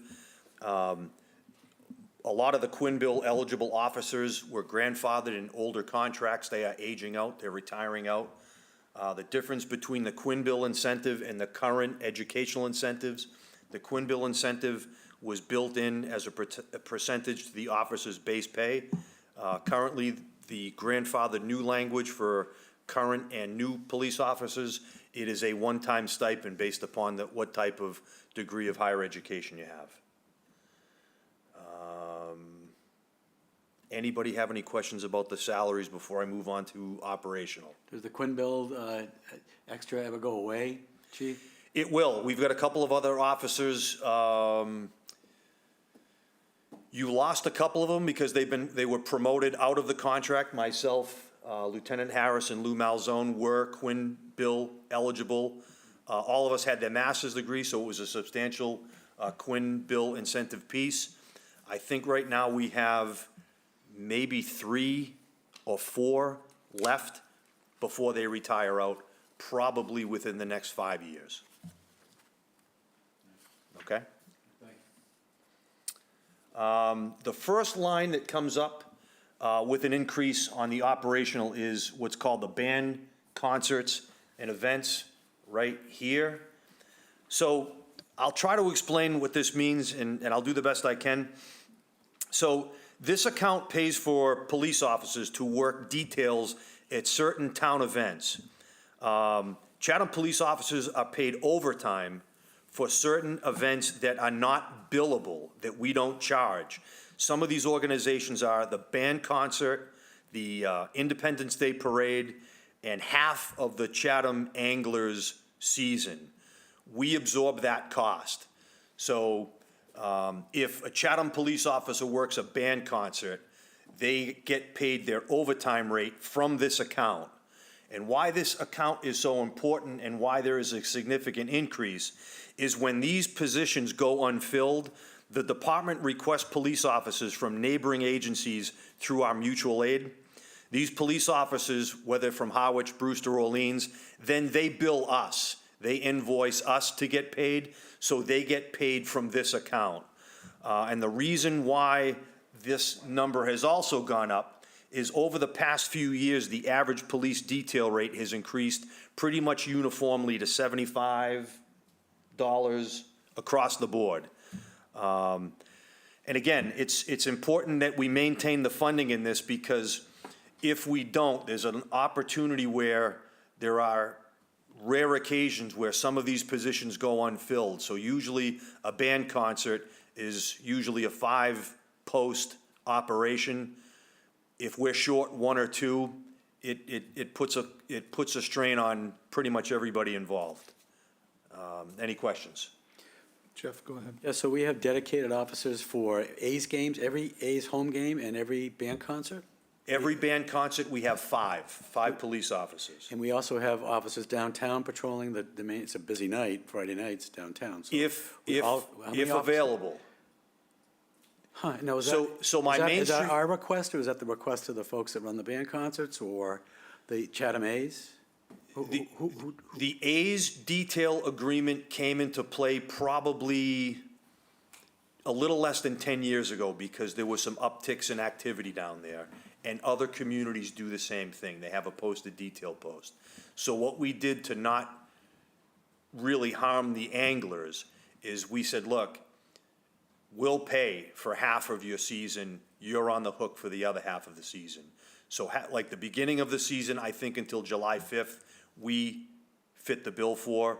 The remainder of the season, the A's pay for 1 detailed police officer. But we don't have 5 officers at the band concert. We have them patrolling downtown and. No, we have- strolling. You have 5 officers at a band concert. 5 officers at a band concert, yes. Yeah. They doing the bunny hop? What's going on down there? Nope. I mean, 5 officers at a band concert? Yeah, guys? and we've run it sometimes with less, but it's a challenge. We might have to pull a sector car off the road, because what we do is we close Chatham Bars Avenue. I have to post an officer at one end. Okay. I have to post an officer at the other end. So it's traffic, well, not to interrupt, Michael, but it's more traffic than it is crowd control. I would assume. It is. And I need 2 officers in the parking lot itself. 1, to make sure everybody from the Impudent Oyster can safely leave and not get boxed in. And 2, I have to control people to get into the parking lot who want to stay, almost like a checkpoint, because once they're in that parking lot, we triple and fourple park them in there, and they're there, and they're parked like, almost like a valet service, where every parking spot is filled, and then I put 3 cars, bumper to trunk, in the middle. So that's usually a 2-officer job. I've got one at Main Street. I've got one at Main Street at Chatham Bars Ave. I've got Chatham Bars Ave at Shore Road. And if it's busy or depending upon the crowd or the weather, I've got somebody at Bay Lane to keep people from coming at Bay, or I move them to one of the crosswalks to make sure that the people can cross safely. Now, when you say, do I have anybody walking downtown? I might not. With the staffing, I might not. I might not have enough to even fill the band concert details. They might be short, and I still have to put at minimum 3 cars on the road.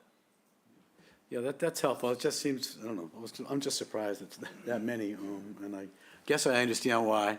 Yeah, But it don't goes. we have the non-uniform folks downtown on Friday nights at all? We have one that works a schedule that brings them into Right. the band concert. Yeah. But that's Main Street Patrol. Okay. But they also cover pretty much from Main Street to the ball field. But they're not a dedicated post like would be paid from this account. Okay, thanks. How many band camp, what are there, like 8 a summer?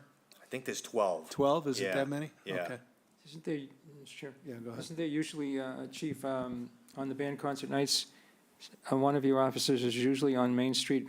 You mentioned the crosswalk there. going Yes. into- So there's usually someone there, right? Is that one of the 5? If I can fill it. Okay. The crosswalk usually is the first one to go unfilled because I still need road closure ones. That's a little bit more important. Okay. But if I have the luxury to maintain someone for that crosswalk, that's where that person goes.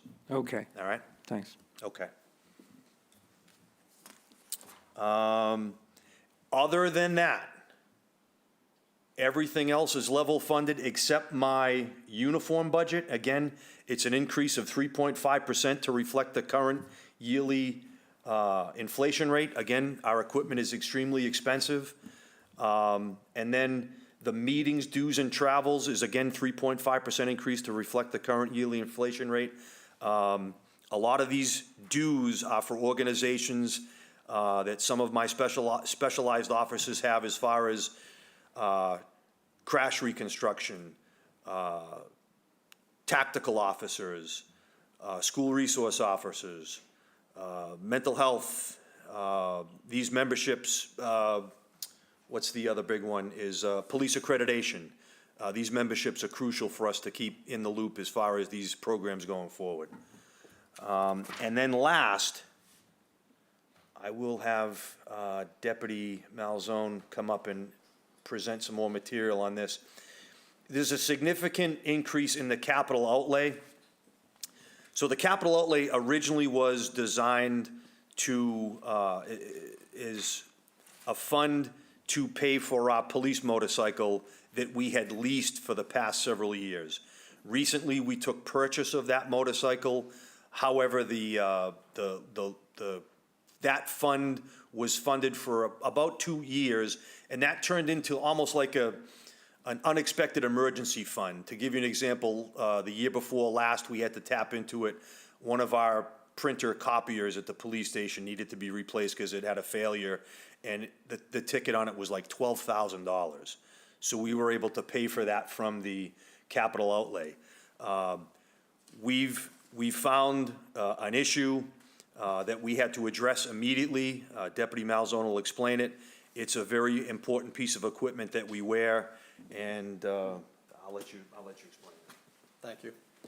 So in 2015, we started the Electronic Control Weapons Program, TASER, manufactured by Axon. At the time, we bought 6 TASER X2s. So each officer does not have their own. They are assigned to the officer on the shift. We are now down to 3 tasers. We were down to 4, now we're down to 3 TASER X2s.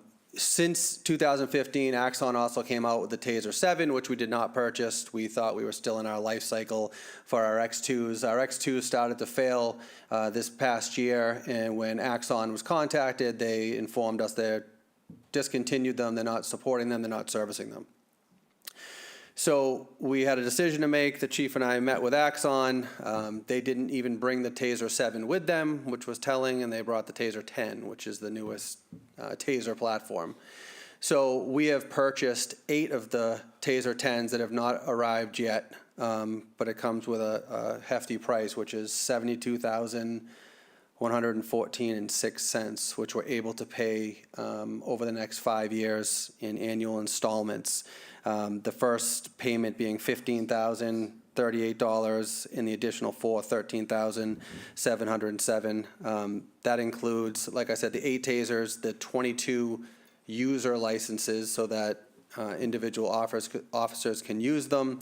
It also includes the training. Axon will send out their instructors and train 5 of our personnel to be instructors, and all the training equipment and the holsters that go with them. So that is, we got the money from the small capital account, and that's where we are asking for the increase in $6,900 to fund that account at $25,000.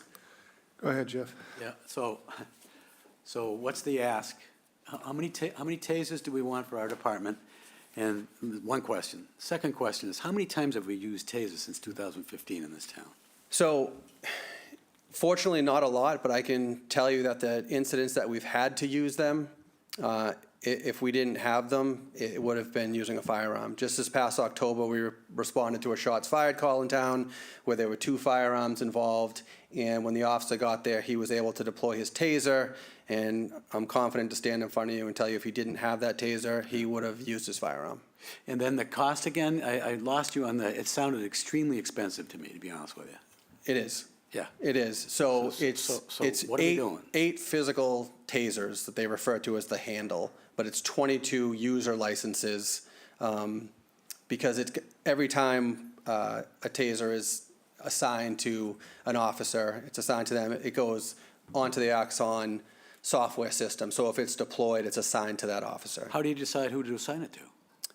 How do you decide who to assign it to? Who gets the taser? The patrol force gets Okay. the taser, and then, the additional ones, school resource, details, special assignments.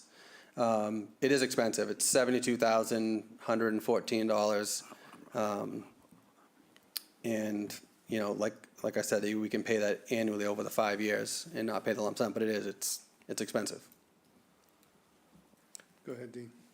Yeah, I just wanted to say, with respect to this item and the band concerts, I mean, the budget shows a significant increase, but it's a percentage increase. We're only talking $7,000 or $8,000 on each item, and as you mentioned with the tasers, that's paid over time. So I assume for over the next, what did you say, 7 years? 5 years. 5 years. So over the next 5 years, we'll see another 7 or 8 in the budget. So it's not a whole lot of money. Thank you. Sure. Good. Thanks. Go ahead. Thank you.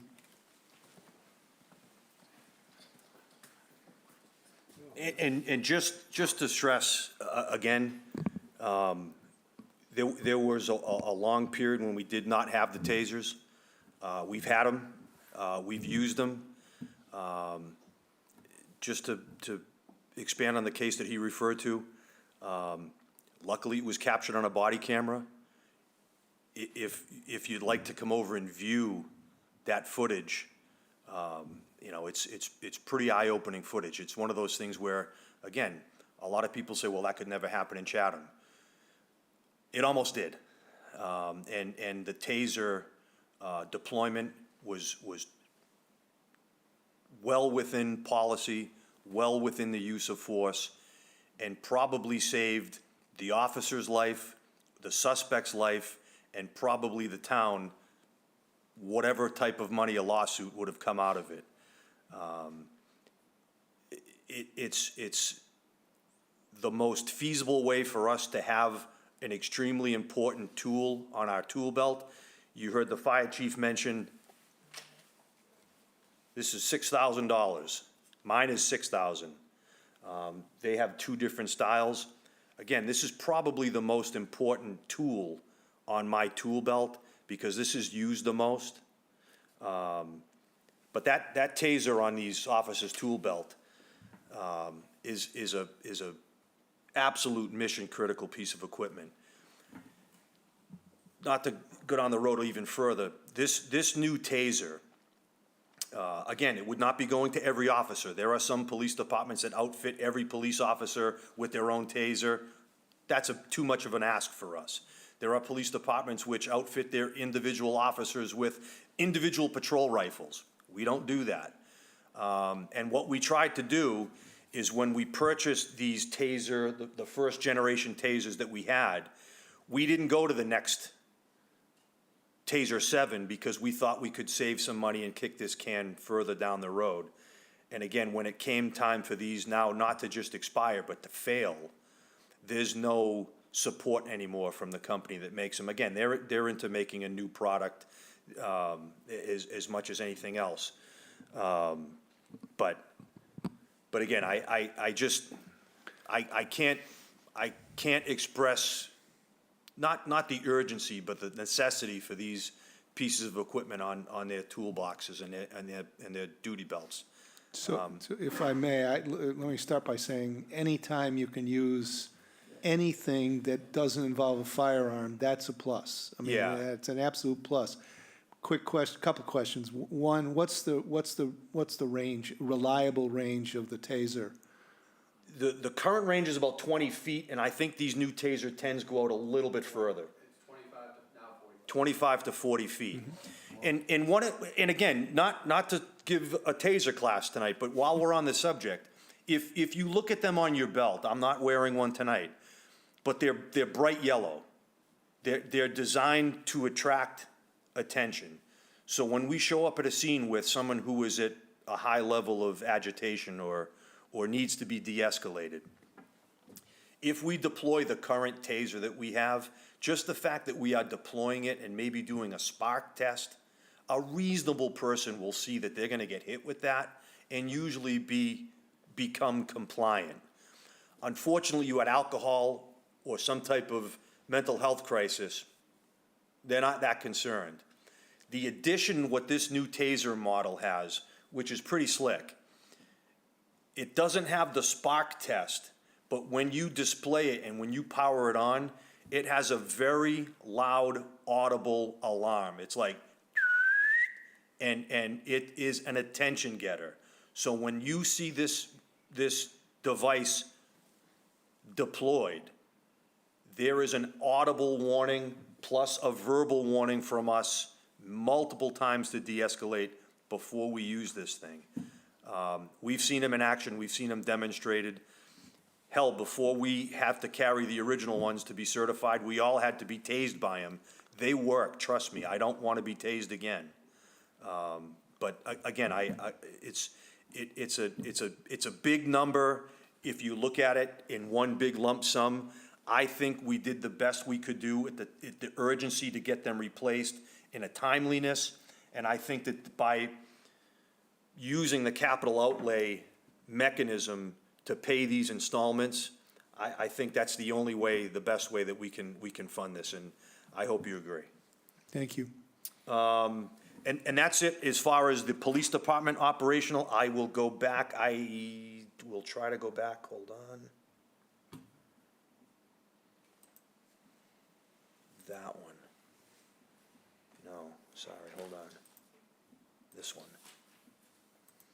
Real quickly for the animal control, I don't have to go back to the budget book. Animal Control Officer Diane Byers, who does a fantastic job. Her budget is level funded. I asked if she needed anything. She said she's fine, level funded. The only thing that she has is a contractual pay increase. I will show you some of her numbers. Again, her numbers went down. Doesn't mean she doesn't work as hard as anybody else. Those are her calls for service last year. Again, everything in red is an increase. Everything in black is a decrease. 517 proactive calls for service last year that she handled. And again, I can't speak more highly of her. She does a great job. She's an asset to us in the community. Again, level funded budget, just contractual salaries for her. And that is my presentation. I will happily answer any question. Yeah, Gene. Thank you, Chief. I'm just going to make the same comment I made to Chief Devano, and I think everybody up here feels the same way. We really appreciate your department, your force, the leadership you and Deputy Chief Malzone show. It's a great asset to the community. I think our public safety department is, surpassed by nobody in this Commonwealth. Thank you. And again, I just want to say, when I come up here, please believe me when I tell you, a lot of thought goes into what we look for to present to you and the FinCom in the town. And believe me when I say that these are needs, not wants. Go ahead, Jeff. Yeah, thank you, Michael. Yeah, Mike, you know I'm super supportive of the department. I got you. And any question I have about tasers is one of, comes from perhaps some surprise. Maybe I was just uneducated about I'd be happy to- or even having them Yeah. or their use. Yeah. I would hope, as Mike said, anytime you use a taser, you're not using a bullet, perhaps. So that's a good thing. I'm just, I'm just sensitive to it, I guess. I would like to go back to the block that you had to the side, one of your first slides, the areas of concern that you have, right there. Yep.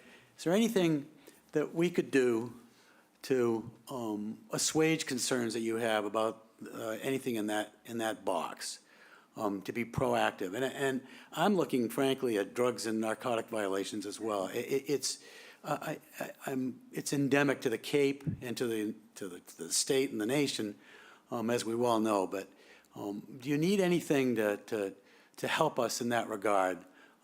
Because I believe it's a constant threat, whether in Chatham or Yarmouth or Barnstable or off Cape. So is there anything missing from your tool belt, as you said? No, as long as we can either maintain what we have or replace what we need, that's all we're looking for, plus your support, because let's be honest, it's easy for me to investigate a motor vehicle crash. Sometimes when we respond to and investigate or handle an aggravated assault, a simple assault, a weapons law violation, a disorderly conduct, or a drug and narcotic violation, I'm not going to say all the time, but a high percentage of the time, there's a use of force component that we have to be involved in. And when you use force, it's ugly. It's ugly, it's disturbing, but if used correctly within policy, it's necessary. And again, it's not a question of if, but when these calls return and we are forced to handle them, you might get some public outcry. Oh, I can't believe, A, this happens in town, or I can't believe the police responded the way they did. Why didn't they just give them a stern lecture? Again, I can't speak highly enough of the training that we offer these men and women, the dedication that they have, the adherence to the policies and procedures, and the knowledge of what my and your expectations of them are in the station house and on the street. We have the same problems as everybody else does on the Cape, except in much smaller doses, but those problems are here. Would the select board changing an alcohol regulation or a licensing permission? Probably not. Do we have bands of aggravated assaulters that come in from other communities? Not usually. Usually the victims and the suspects of these things are known to each other. I hate to say that, I don't want to say that they're random to the community, but they might be foreign to the community as far as the crimes themselves.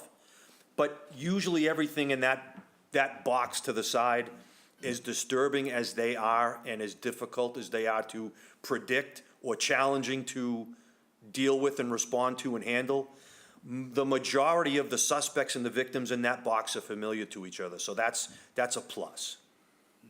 If that answers your question. It does, Michael. I appreciate it. And I'm in strong support of the department. I appreciate Guys do a it. great I know, job. I appreciate it. Yeah, I'm just gonna, I'm sorry, go ahead, Corey. Just wanted to make one comment, because, we are very fortunate of the police department and fire department. But I also don't want to forget, too, over the last couple of years, we've had some kind of higher profile type scenarios, situations that have happened in this community. And I know full well the public outreach, the ambassador you've been to not only to Chatham, but to the Cape and Islands, engaging with certain particular groups that, want to have a conversation. And I know the conversations you've had with different parties, the meetings you've attended, the visual support that you've expressed on behalf of Chatham in these topics has been very positive, and I very much appreciate that. And I think a lot of people probably don't realize what the things that you do, and I assure you that our chief is very much engaged in all these topics. So I just want to thank you for that. Thank you, I appreciate that. Did you want to say something else? No, I'm good, thank you. I'm just going to add pretty much, a slightly different version of what Corey said. I totally agree with that. Most of the time, it seems that you manage, and the department manages just what's going on, whether it's all those people at the band concert or a lot of these other things. I would cite the piece that I think you wrote regarding all of the forethought that goes into not only managing big crowds when we have, for example, a road race or whatever, but anticipating the possibility of some kind of, I wouldn't use the word terrorist, but really planned, activity, illegal and violent activity. The department is clearly extremely well-trained, extremely thoughtful about what can happen, as well as how to deal with what is happening. And again, as I said to Chief Tavano, generally speaking, I know there are occasions where it's not the case, but in the vast majority of cases, it's with a very friendly face to the community and a very soft touch and good judgment. And so I appreciate all of that. Thank you. I have a great team and a great public safety team, and we can't do this without your support, so thank you. Thank you. Anything else? Okay, great, we thank you done? very much. Okay, thank you.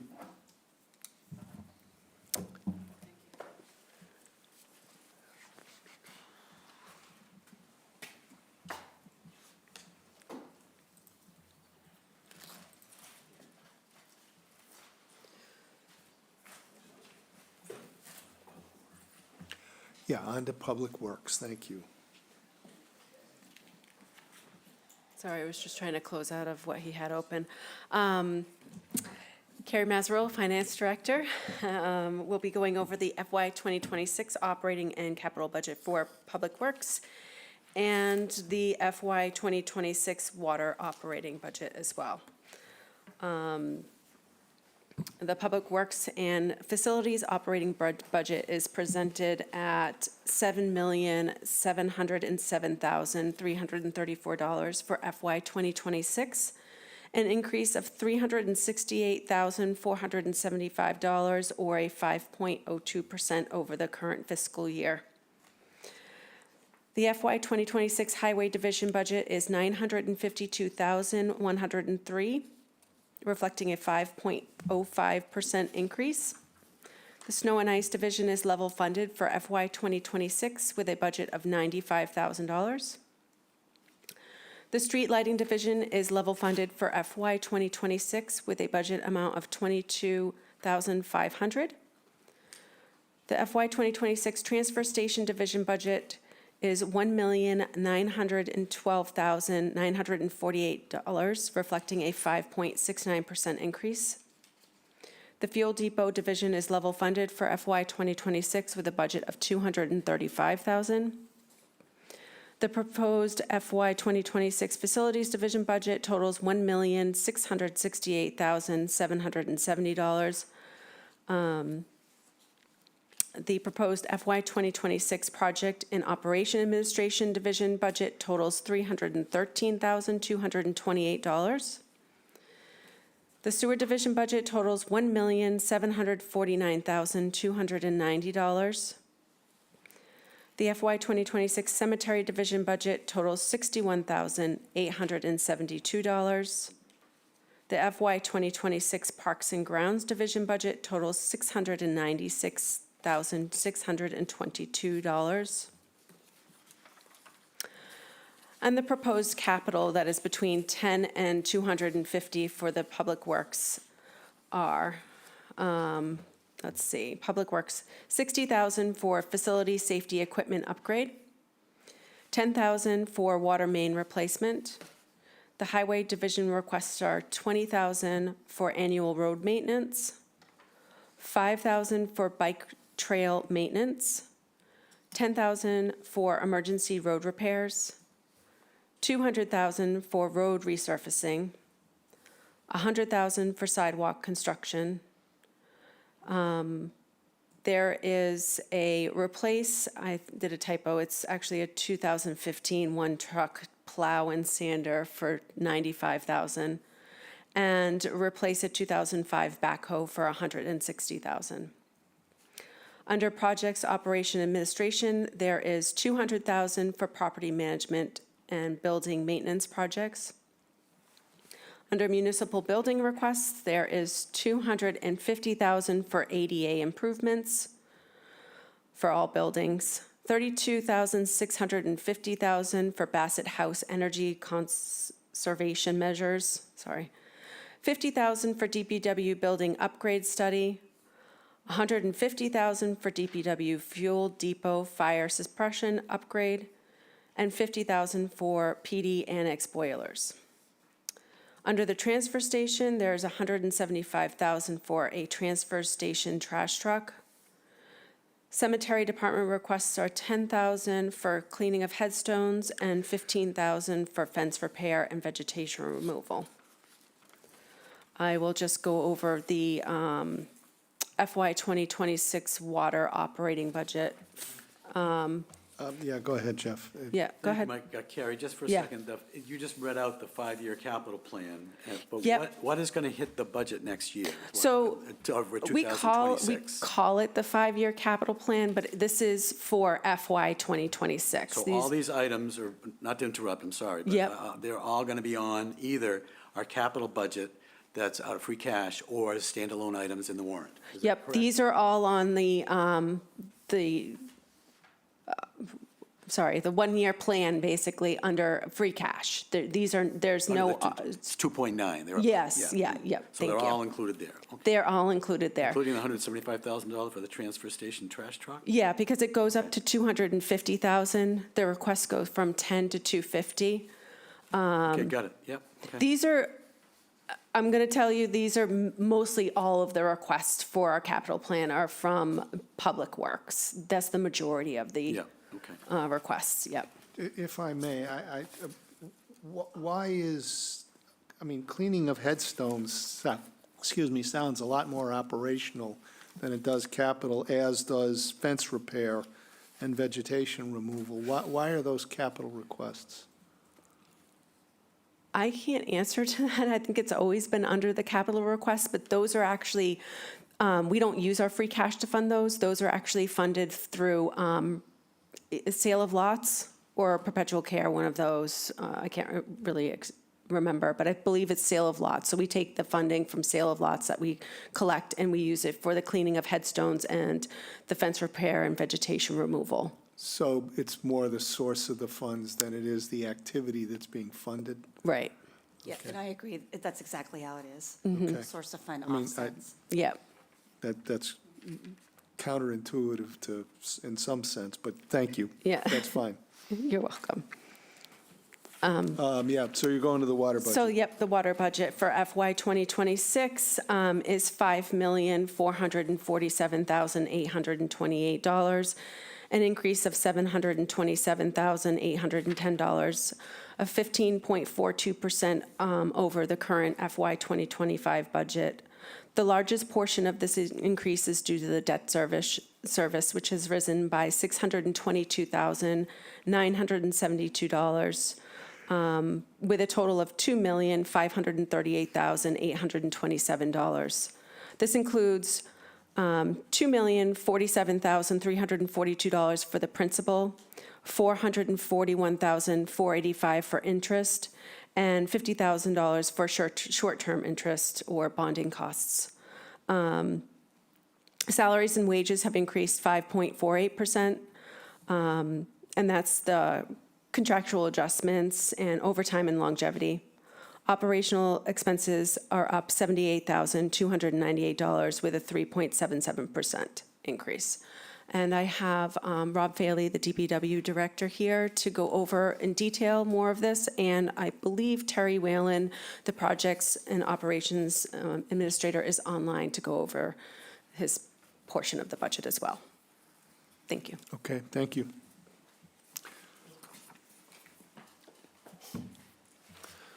Good evening. Welcome. Rob Faley, Director of Public Works. Thanks for having me. And again, as the other two chiefs had mentioned, appreciate your longstanding support for some of these programs. We couldn't get what we get done in Chatham without your support, so we do appreciate it. I will go through kind of an overview, a quick overview, try to be respectful of your time. Just a higher level with description of Public Works.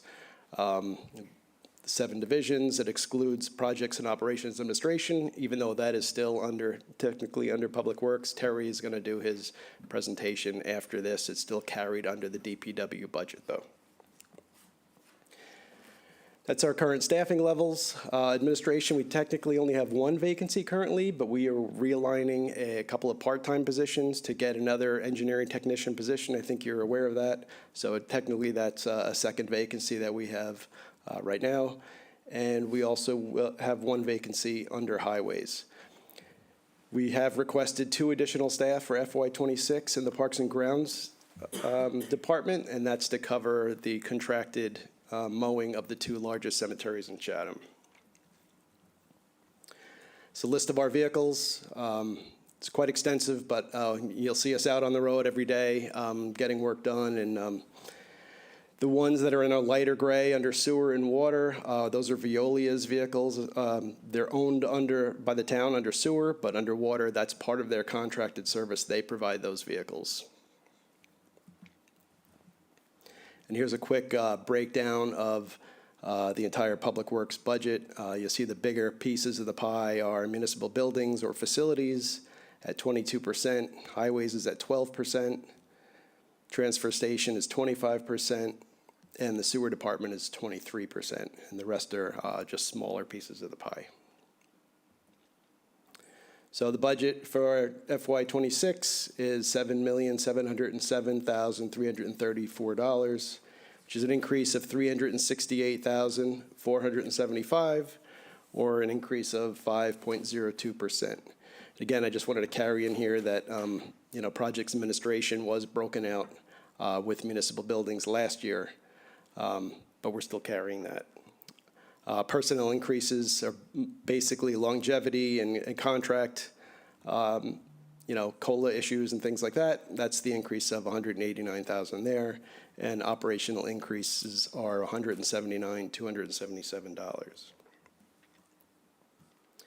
So a breakdown of the personnel. Just try to bring it into all the different departments individually, municipal buildings. You can see just slight increases. A lot of, if it's municipal buildings, we're at 6.1%. That may be a couple of longevity bonuses. The big thing that stands out here is Parks and Grounds, and that's, again, that 2 additional employees that we were requesting. That will be offset by $70,000 reduction in contracted mowing services, so it's not quite as high as it would normally be. But that number, the $132,000, shows the full amount. And I did carry the projects administration budget here. There was actually a reduction due to a retirement, but just to track it so the numbers all matched up. Municipal buildings. So that was the end of the personnel piece. Now we're into operational. Forgive me. I haven't had the benefit of doing a FinCom presentation yet, so you're getting the first draft here, so I apologize in advance. So municipal buildings, $1.668 million. Increases I've shown here.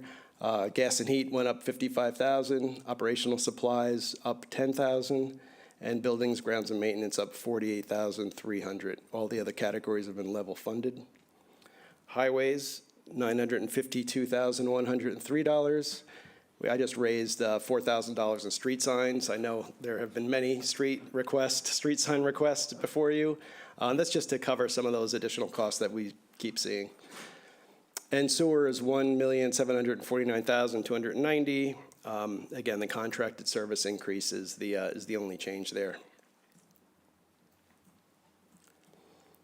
Transfer station operational, CMAS tipping increased by $65,000 with the number of tonnage that we normally see. We expect that number to be around $650,000.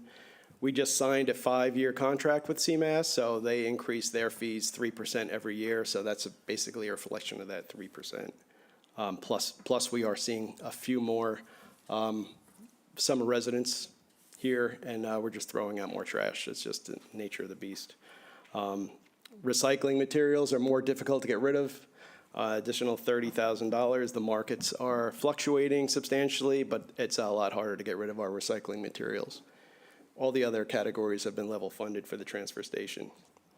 We do anticipate raising some rates for the transfer station, not necessarily the sticker fees, but more for construction and demolition debris and the tipping fees.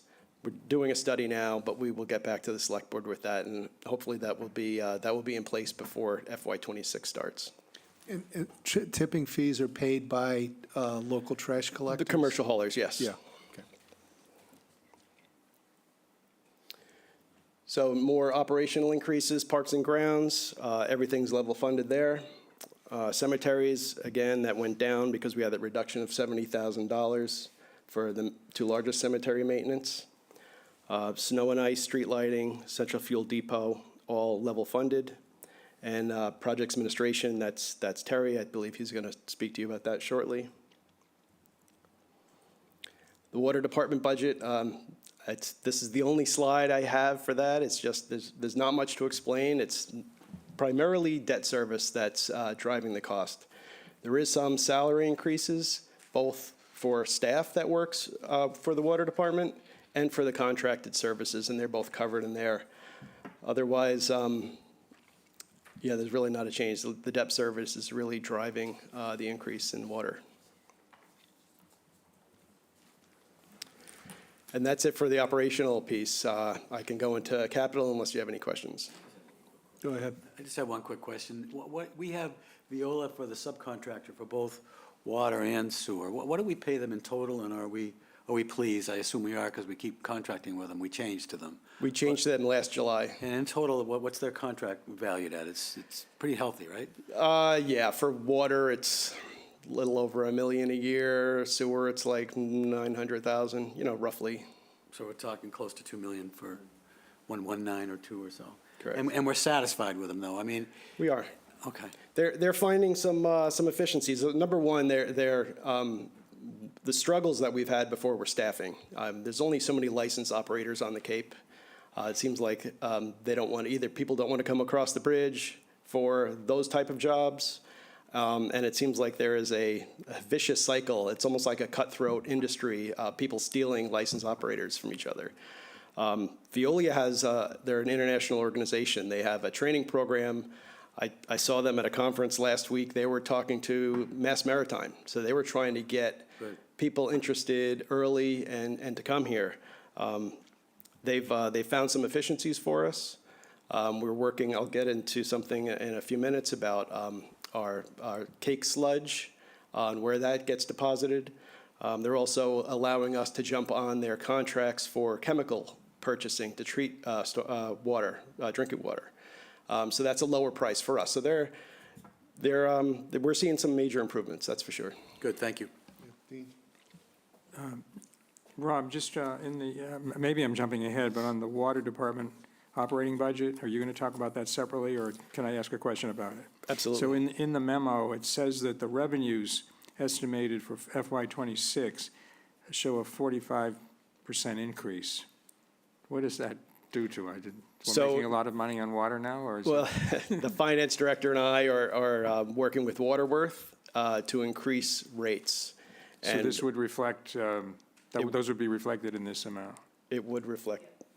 Are you assume that when you have your proposal ready, you're going to go to the Water and Sewer Committee first, as has been done in the past, and they come before us with a recommendation? Yes, we will. We want to make sure we target the right dollar value based on what our projected debt is, and Okay. not just arbitrarily come up with a figure that doesn't have any backing behind it. Okay, thank you.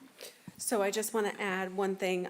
This is the amount that we need to take in to cover their expenses. So that's why I put that in there. Thank you. You're welcome. So there's an opportunity to ask a question that's always on my mind, and that is to get you to speak to the tension between the need, I mean, the revenues you need with respect to water versus two things. One, conservation efforts, but two, more importantly, what I think we ought to be doing, maybe I'm wrong about that, but encouraging people to drill wells for their irrigation and getting them off of the, off of town water for irrigation. Yeah, I mean, we have those conversations almost on a daily basis. I think we maybe need to get some more media presence out there to try to encourage people to do that more. Of course, an increase in rates may help people make that decision for themselves. Okay, but you don't feel that if we were really successful in that latter thing in particular, the conversion from town water to private wells, that puts an unbearable strain on our revenue generation?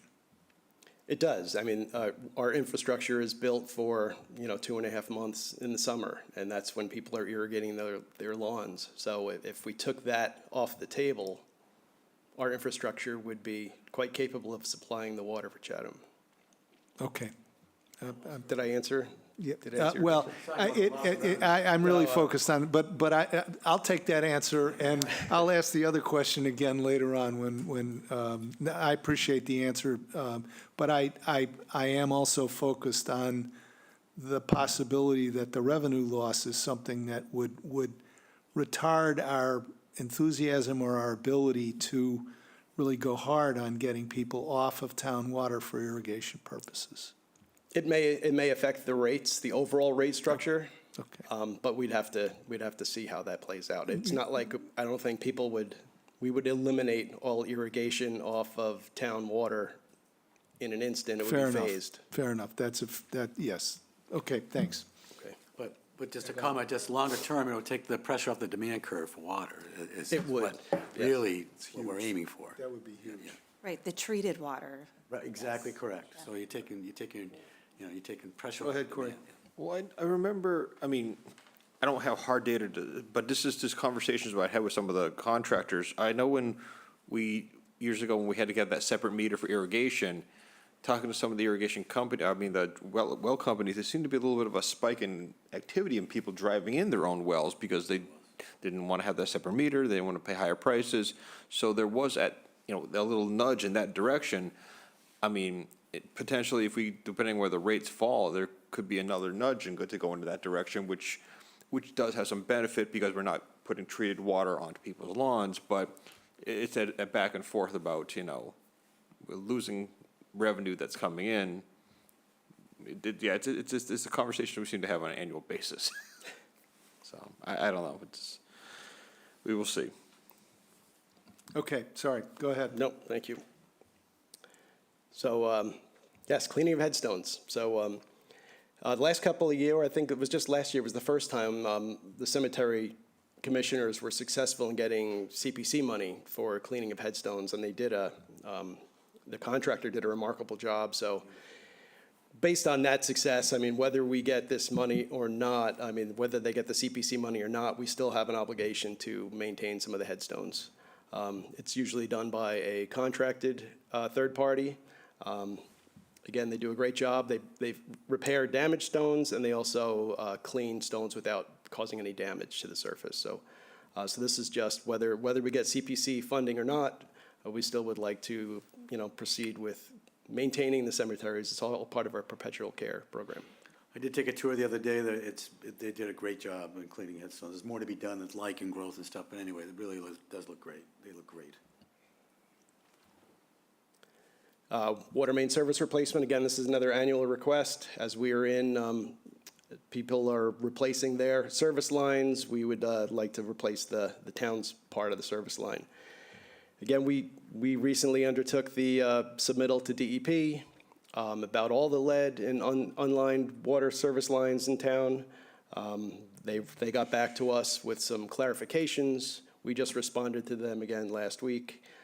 We don't have a direction where we're heading yet until they fully digest what's going on and where we're going to head. So I would imagine in future years this number would be substantially increased based on the DEP's instructions on how do we want to address this. Quick question, sorry, but this is the line that runs through Main Street down Route 28? It's sewer mains are under every street, basically. Okay, thanks. Any place where a resident is hooked up to town water, there's a sewer main in their street in front of them. $5,000, another annual request for bike path maintenance. This isn't just for things where we maintain it with our Parks and Grounds division or our Highway division. It's for, purchasing fencing material and things of that nature where we actually have to outlay money. It doesn't cover any labor costs. It's just for purchase of materials. Fence repair and vegetation removal at the cemeteries. If you see on that picture on the left, you'll see a couple of blue flags there. There were trees there not that long ago. We were able to remove the trees. We used our stump grinder that we were able to buy last year with the dingo and grind the stumps and return that back to, it's not really grass yet, but it will be in the spring. So it's just, maintaining things that we own. Fence repair, again, it's not for labor, it's for buying materials. Some of the trees we have run into are a little more challenging for our staff to handle in-house. We've had to hire tree companies to come in and handle those. So we are slowly chipping away at the maintenance of the cemeteries.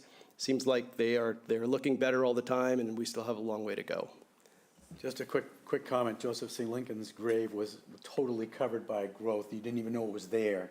And these guys went in and cleaned it up, and we now know where Joseph Lincoln, the author, is. I tried to find that once and I I couldn't. can show you where it is. Okay, I'll take you up on that, Mr. I can Dykens. now. I'm delighted to hear that. Again, emergency road repairs, again, an annual request just for areas that need a little extra material that we don't have in our normal budget. On the left side was Battlefield Landing. We put a few French drains in there to try to keep the stairs at the bottom of the landing from washing out. I think it's helped a little bit. I think we have to do a little bit more work there. And just some drainage curbing that we installed to help keep a property from being flooded out. It's just purchase of materials.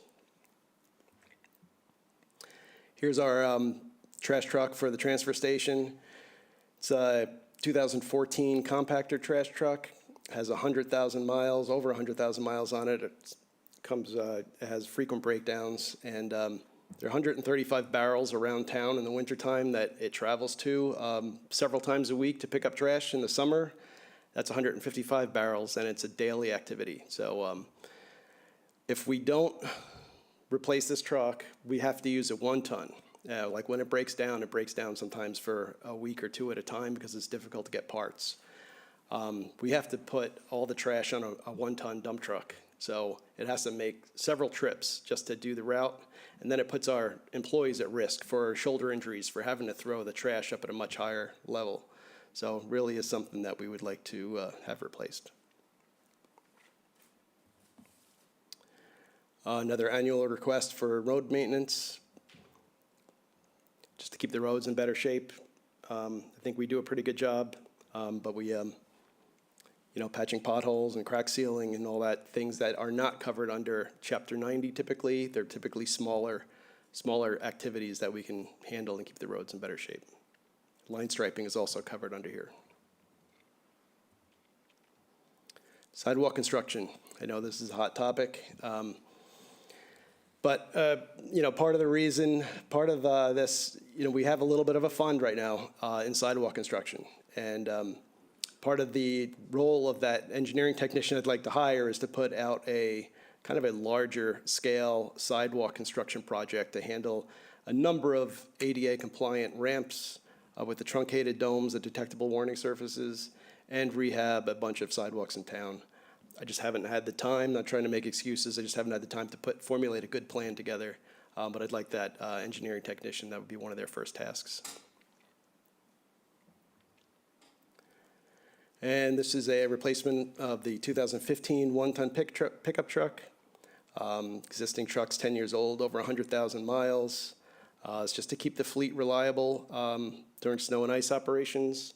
I think you heard from the other chiefs that repairs are becoming more expensive on older fleet vehicles, and it just becomes a challenge when you have a piece of equipment that breaks down and you don't have it to use for a number of weeks. This is a replacement. This one has been on our capital plan for a number of years. 2005 John Deere backhoe. It's 20 years old. It's a versatile piece of equipment. It actually looks like it's in really good shape. We do a good job of keeping it maintained. Its reach is really long. They use it sometimes to bury dead seals on the beach, but we use our mini excavator as well for that. When it breaks down, it's tough to get parts for again. So just part of the fleet, keeping the fleet fresh and keeping things rotated. We would really like to have that replaced as well.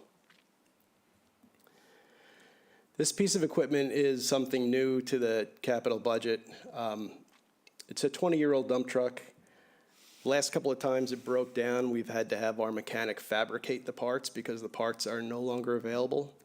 It wasn't in the digital budget book. And I'll explain where we think we can get some funding for this. Veolia came to us. They said, bear with me, I'm just trying to think of the story, it's getting late. So we have our sludge cake that we take to Yarmouth. It's after it comes out of the belt filter press at the wastewater plant.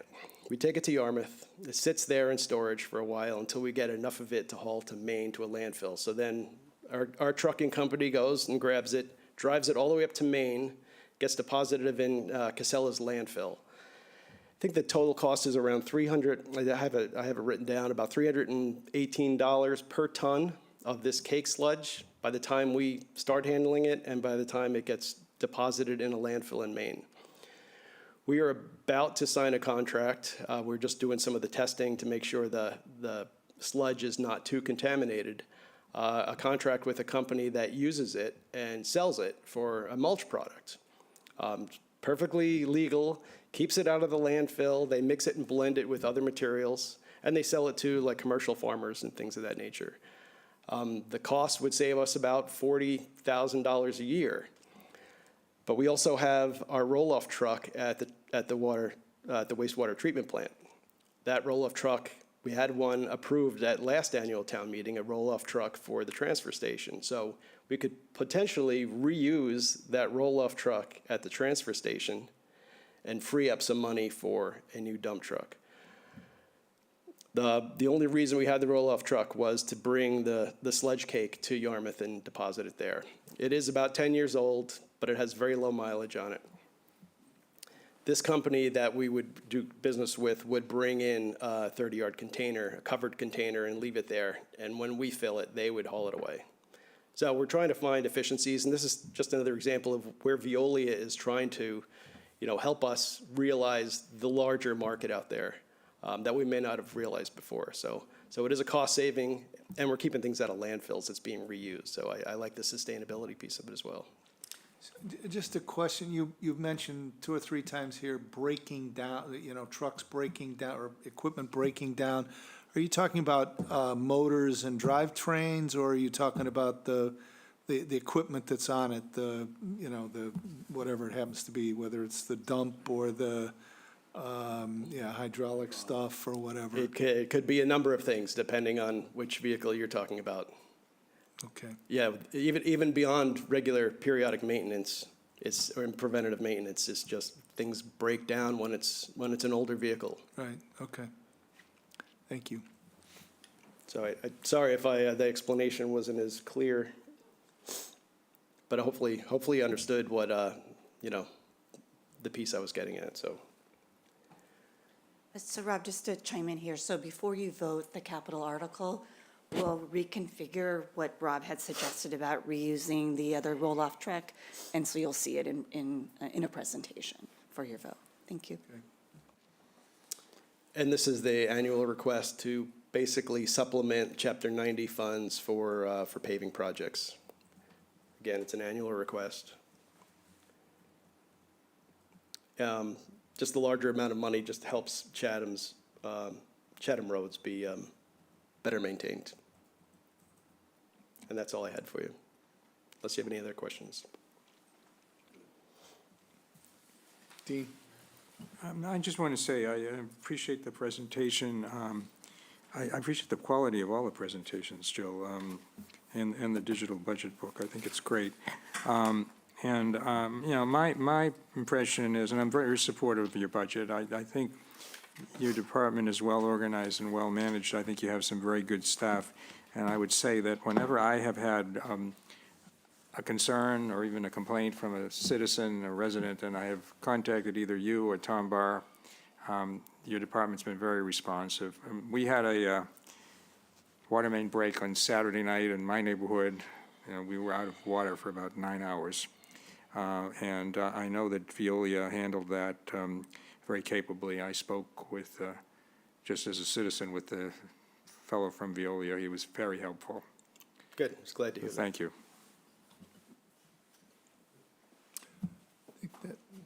Good. Thank you. Sorry. I thought Terry was going to be online to present his, oh, okay. All right. No, I am online, sorry. Yeah, You're I was there? just waiting for, I didn't know if I was going to get introduced or not, but Oh, no. I can just jump right in or whatever you want. I'm sorry, I just didn't see you, so I, I wanted to make sure you were there. Thank you. Great, so Terry Whalen, Projects and Operations Administrator. I'm just going to share my screen here real quickly. Presentation I have.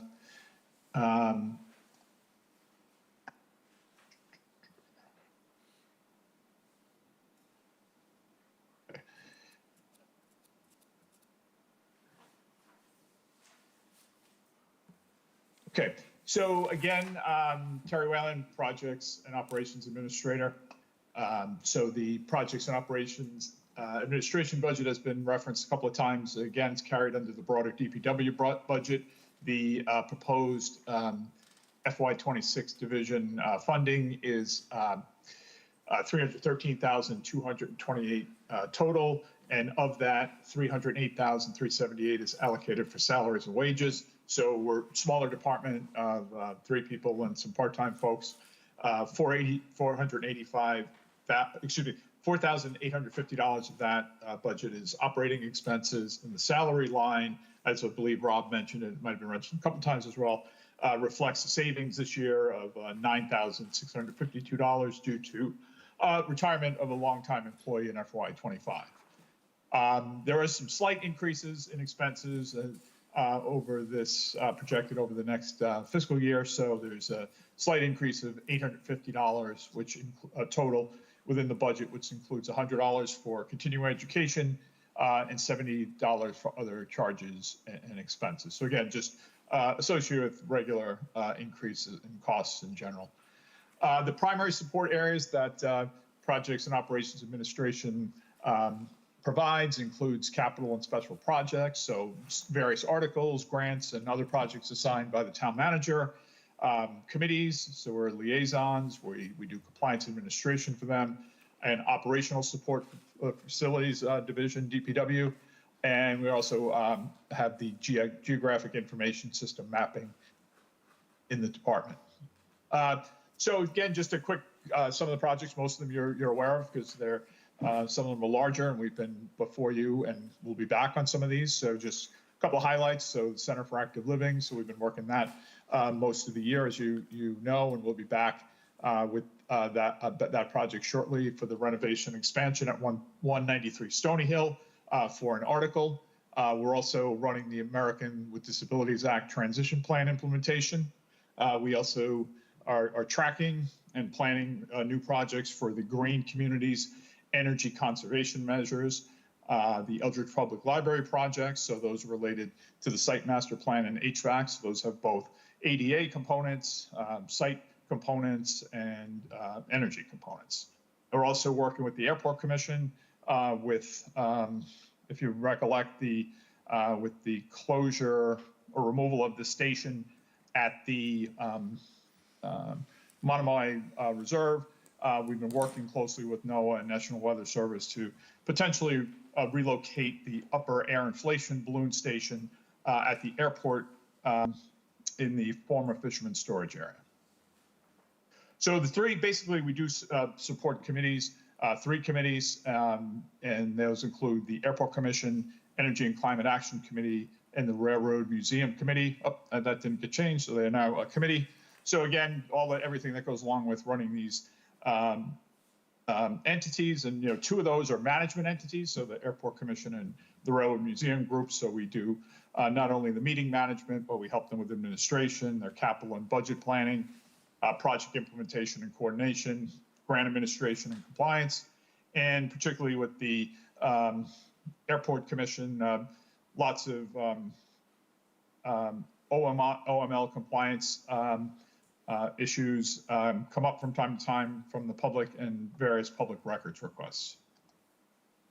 On the operations side, within the division, we're doing our facilities planning. We're supporting and implementing projects across all the departments as needed.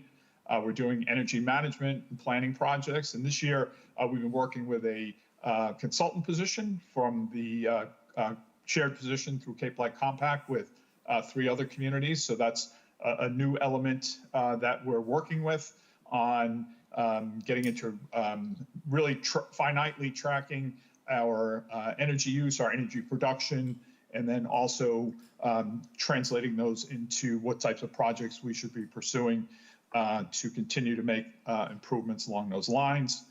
We also are dealing with property management and agreement activities. So the town's a landlord for multiple types of entities. So we're often involved in those types of activities.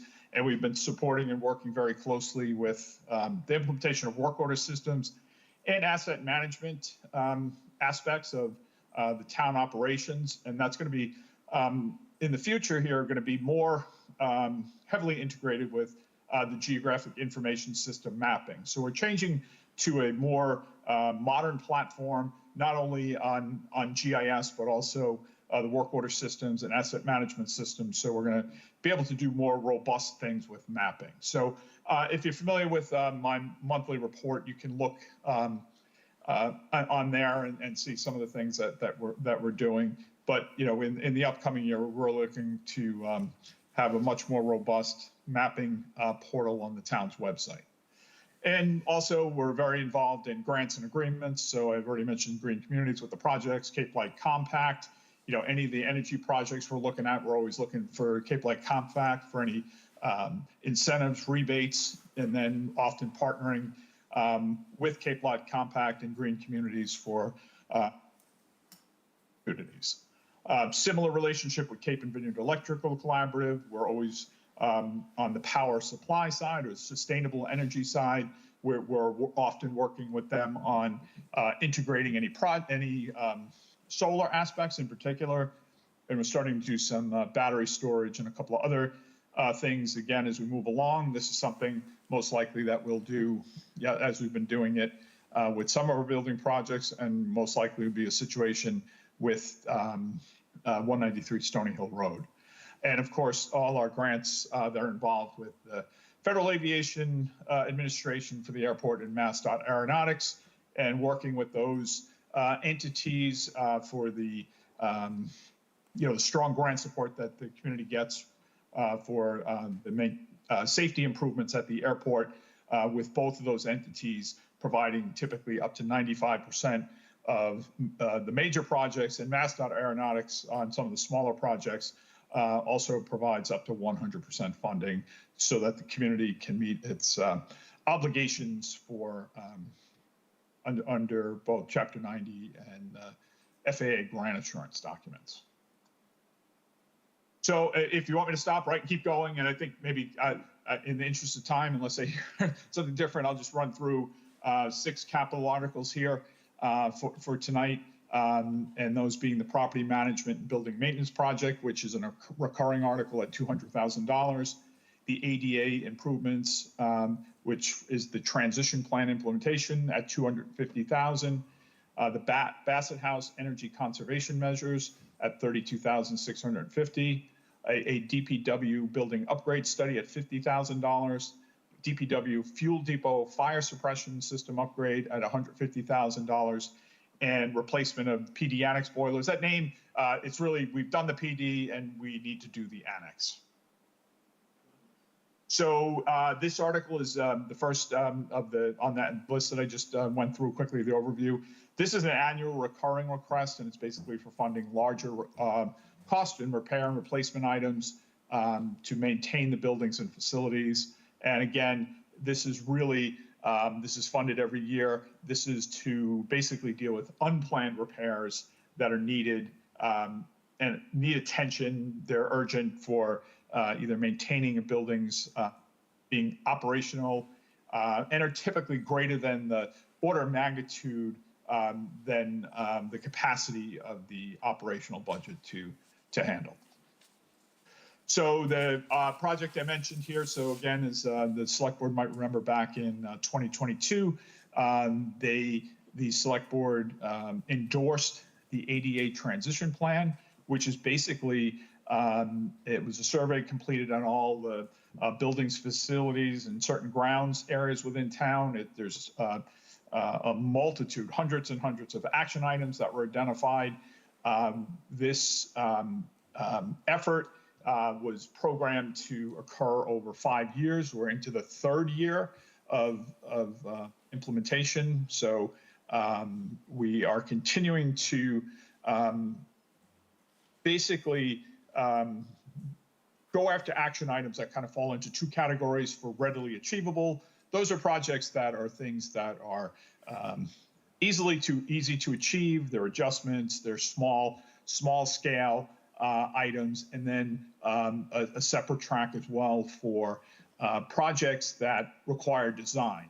As you may have seen in the main sheet or in some of the announcements we're kicking actually today, the fence went in for a major project at the town offices at 540 Main Street to rework the public restrooms in the back to deal with multiple ADA accessibility issues regarding size, fixture locations, ramp access, and so on and so forth.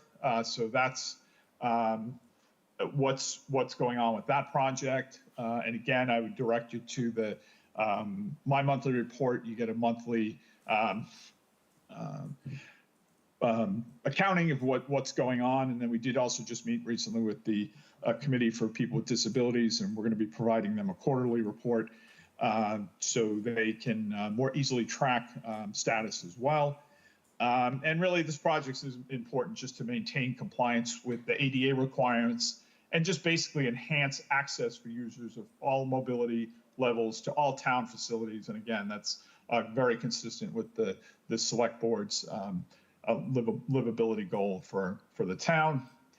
This project includes, this is for the Bassett House. So if you're familiar with down by Meeting House Road where the Chamber of Commerce is located, the building's clearly very historical. The buildings, the systems to some extent, as it's not as heavily used as some of our other buildings, is in sore need of upgrading to improve the climate control and just moisture control in the building as a whole. So as part of that, we worked with Cape Light Compact to conduct an audit out there and basically came up with a framework to replace the outdated and underperforming equipment, basically going to heat pumps for both the general climate control and also hot water.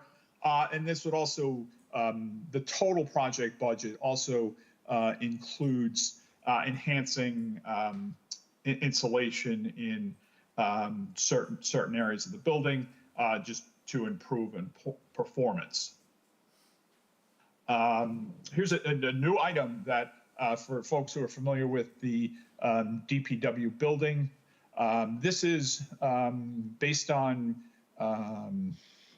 changes, since COVID, addition of staff and other changes and responsibilities within the overall Department of Public Works. We're looking to fund a study to review potential improvements, to look at different options to restore the first floor conference room, which was displaced by some moves in the lower level and it's now occupied by the cemetery division.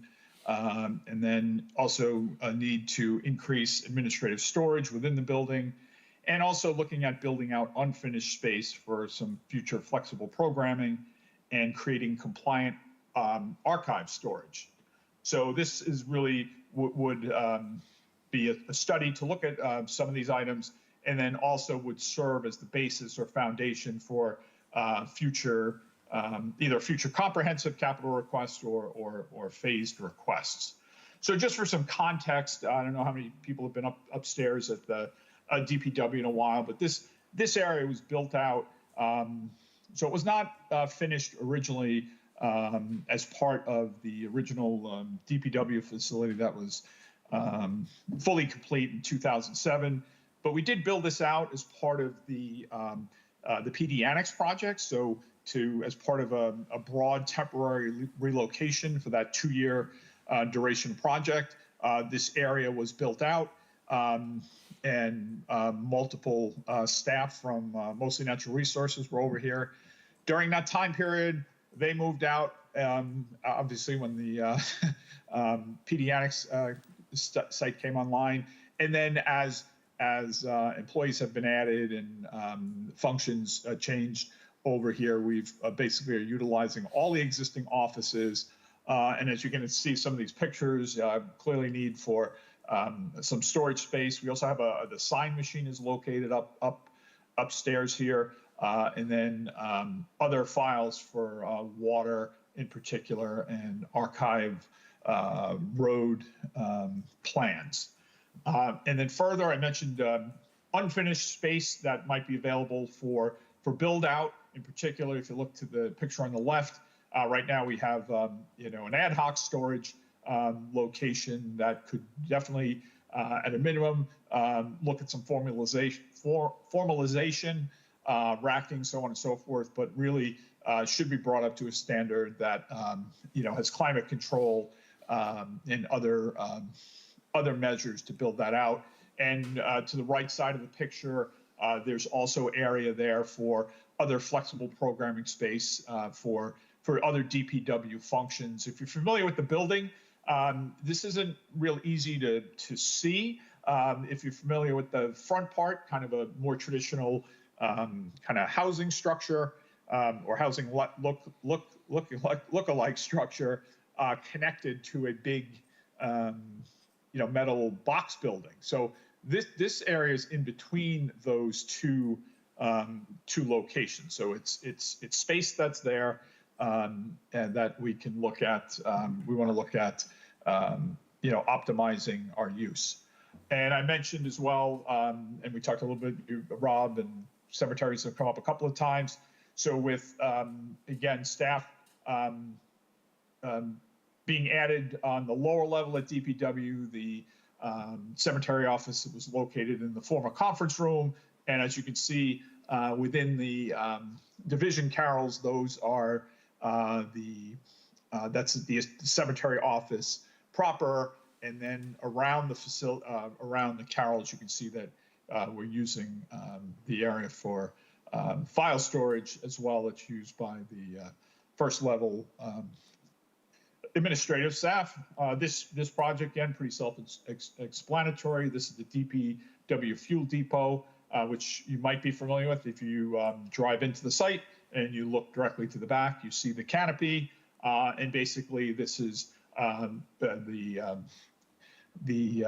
fire suppression system. It's at the end of its life. So just for context, here's the full canopy, and then we're talking about the system here.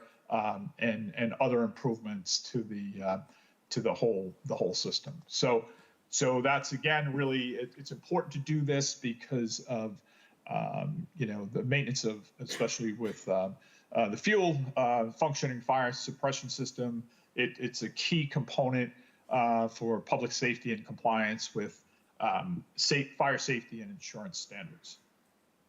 And I'm sorry if I can answer any questions about kind of moving along through these. And as I mentioned, the PD annex boilers, that was the name of the line item that we had carried previously and has been carried, projected out. But on the left, you see a system that we use to replace the boilers of the one boiler that was included in the original annex, the PD facility.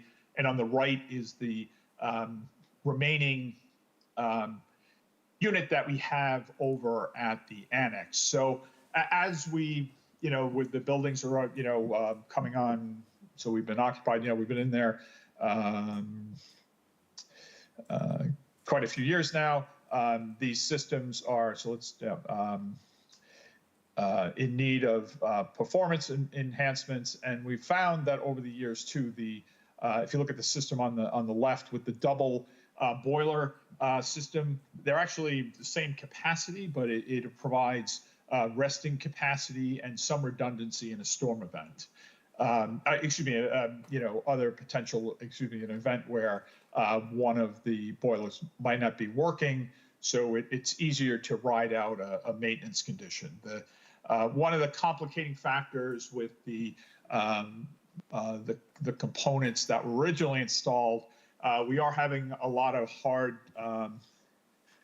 it's hard to get parts for that brand. So it's really just in time. It needs to be changed out. So, and with that, I'll take any questions or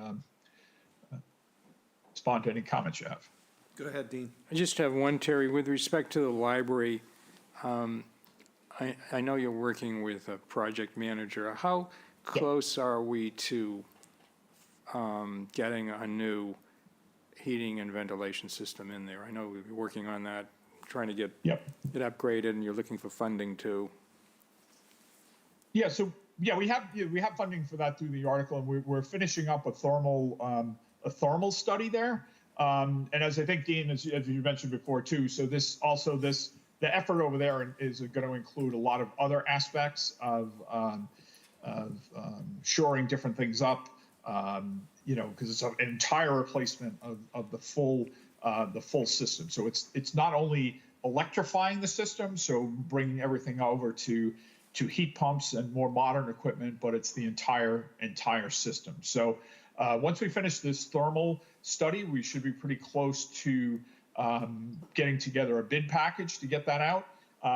And some of that also, if there's some additional study or additional work that we need to identify as that. So we are moving along with that. And we met with the library. Again, it supports, the overall goal too. They've got their sustainable library initiative as well. So it kind of matches well with what they're trying to do over there as well. Okay, thanks, Terry. You're welcome. Jeff? Thanks, Mike. I have one quick question, Terry. Sure. The natural gas costs are going up almost 80%. It's going from 70 grand to 125 grand. That's a $55,000 jump. Are we adding facilities? Are we adding natural gas somewhere, or are we anticipating a rather large increase to the largest producer of natural gas in the world, which is the United States? Yeah. So what the direction we're going. So while the annex boiler is gas at the moment, that's quite a large system, and it's not as much money to just keep that going as is for right now. But we are looking at continuing, again, the idea, whether it's the library, we just finished up the existing 193, Stony Hill with electrifying that building. You also saw the proposal to do the Bassett House. So we just had a meeting, working with our energy manager, who is a consultant and is a employee as well with Cape Light Compact. So we're looking at also electrifying some of the bigger buildings, such as the community center, town hall, and DPW. And we're looking at more their air to water systems. So I'm just starting to learn about those. But those are things that we're looking at including in our April round for green communities submission. Those we put in the projects that have the highest potential for recapturing funding. So that's what we're doing right now. Those are our three, with working with Cape Light Compact that they're recommending that we pursue. But we are also looking at all of the other buildings, and we'll probably be coming back with something. I just got word today that they are going to do some additional audits and work on all our remaining buildings or almost all of them, on what electrification might cost. So again, that could form also the basis of a future capital article that might require some grant matching. But we're going to be working on that over the course of the spring here for the remainder of the buildings, coming up with this electrification plan until we come up with a better name for it. Thanks, Terry. You're welcome. Terry, it's my understanding that we had a 5-year ADA capital compliance program that was $250,000 a year. We have $250,000 in the current request, which you've identified as the third year of the program. Have we expended all or a large part of, or how much of those first 2 years of capital allocations? Yeah, so we've had, and more, with the, as you're aware,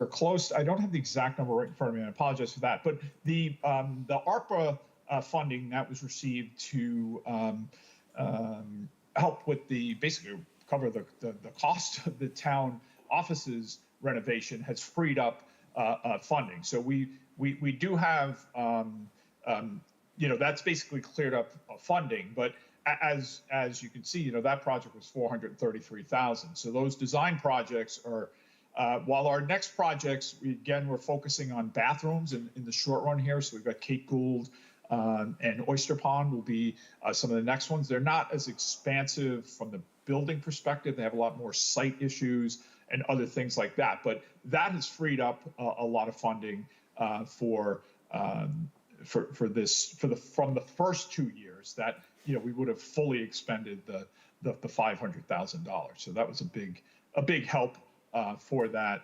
And then we're continuing also, with other projects, if we do move forward with the 193 Stony Hill renovations, lots of the, as you saw in the previous presentation a few weeks ago, lots of the identified action items in that project would be, achieved in the plan. So, so we're very thankful for the ARPA project. It's allowing us to do more things, but so it's like I said, I was trying to scramble there but I can get you that number. We are going to be putting together, as I mentioned, a quarterly tracking system online where folks can go and look at that. That'll have both a quarterly financial summary and then a page by page or action item by action item listing of status, complete, underway, or not started. Okay, good, thank you. Anybody else? Thanks, Terry. No problem. I think the one thing we have, if we're a mind to, we still have to deal with the actually placing and recommending the water budget, do we not? Yes, that's correct. Okay. Unless there's something else, I'll take a motion to place the water budget article. Yeah, okay, Mr. Shell, or Dean, you want to take it? I just moved it, so. Okay. You second. Second? All those in favor? Can I just ask a question? Yeah, Did sure. you say Yeah, earlier there please. was going to be a numerical change or in this or number or? No, not for the water, but for the DPW capital. Okay, all right, thank you. All right, we have a motion and a second on the table. Mr. Nacastro. Aye. Mr. Shell says aye. Mr. Dykens. And Mr. Metters. Aye. Mr. Chairman, I move to recommend the water. Second? All those in favor, Mr. Metters. Aye. Mr. Dykens. Aye. Mr. Shell says aye, and Mr. Nacastro. Aye. Thank you. I think that takes care of it. Good night, Carrie.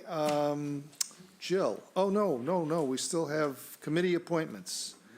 The Historical Commission, we interviewed Mr. Wilson, it's been a couple of weeks anyway, January 7th. Anybody want to make a motion? Mr. Chairman, Yes. I move to appoint Robert Wilson as an alternate member of the Historical Commission until June 30th, and I'm going to pick 2026, unless sooner revoked or a successor is appointed. Second? All those in favor, Mr. Nacastro. Aye. Mr. Shell says aye, Mr. Dykens. Aye. And Mr. Metters. Aye. Okay, next, the Railroad Museum Committee, we have one open seat, and we are appointing somebody who was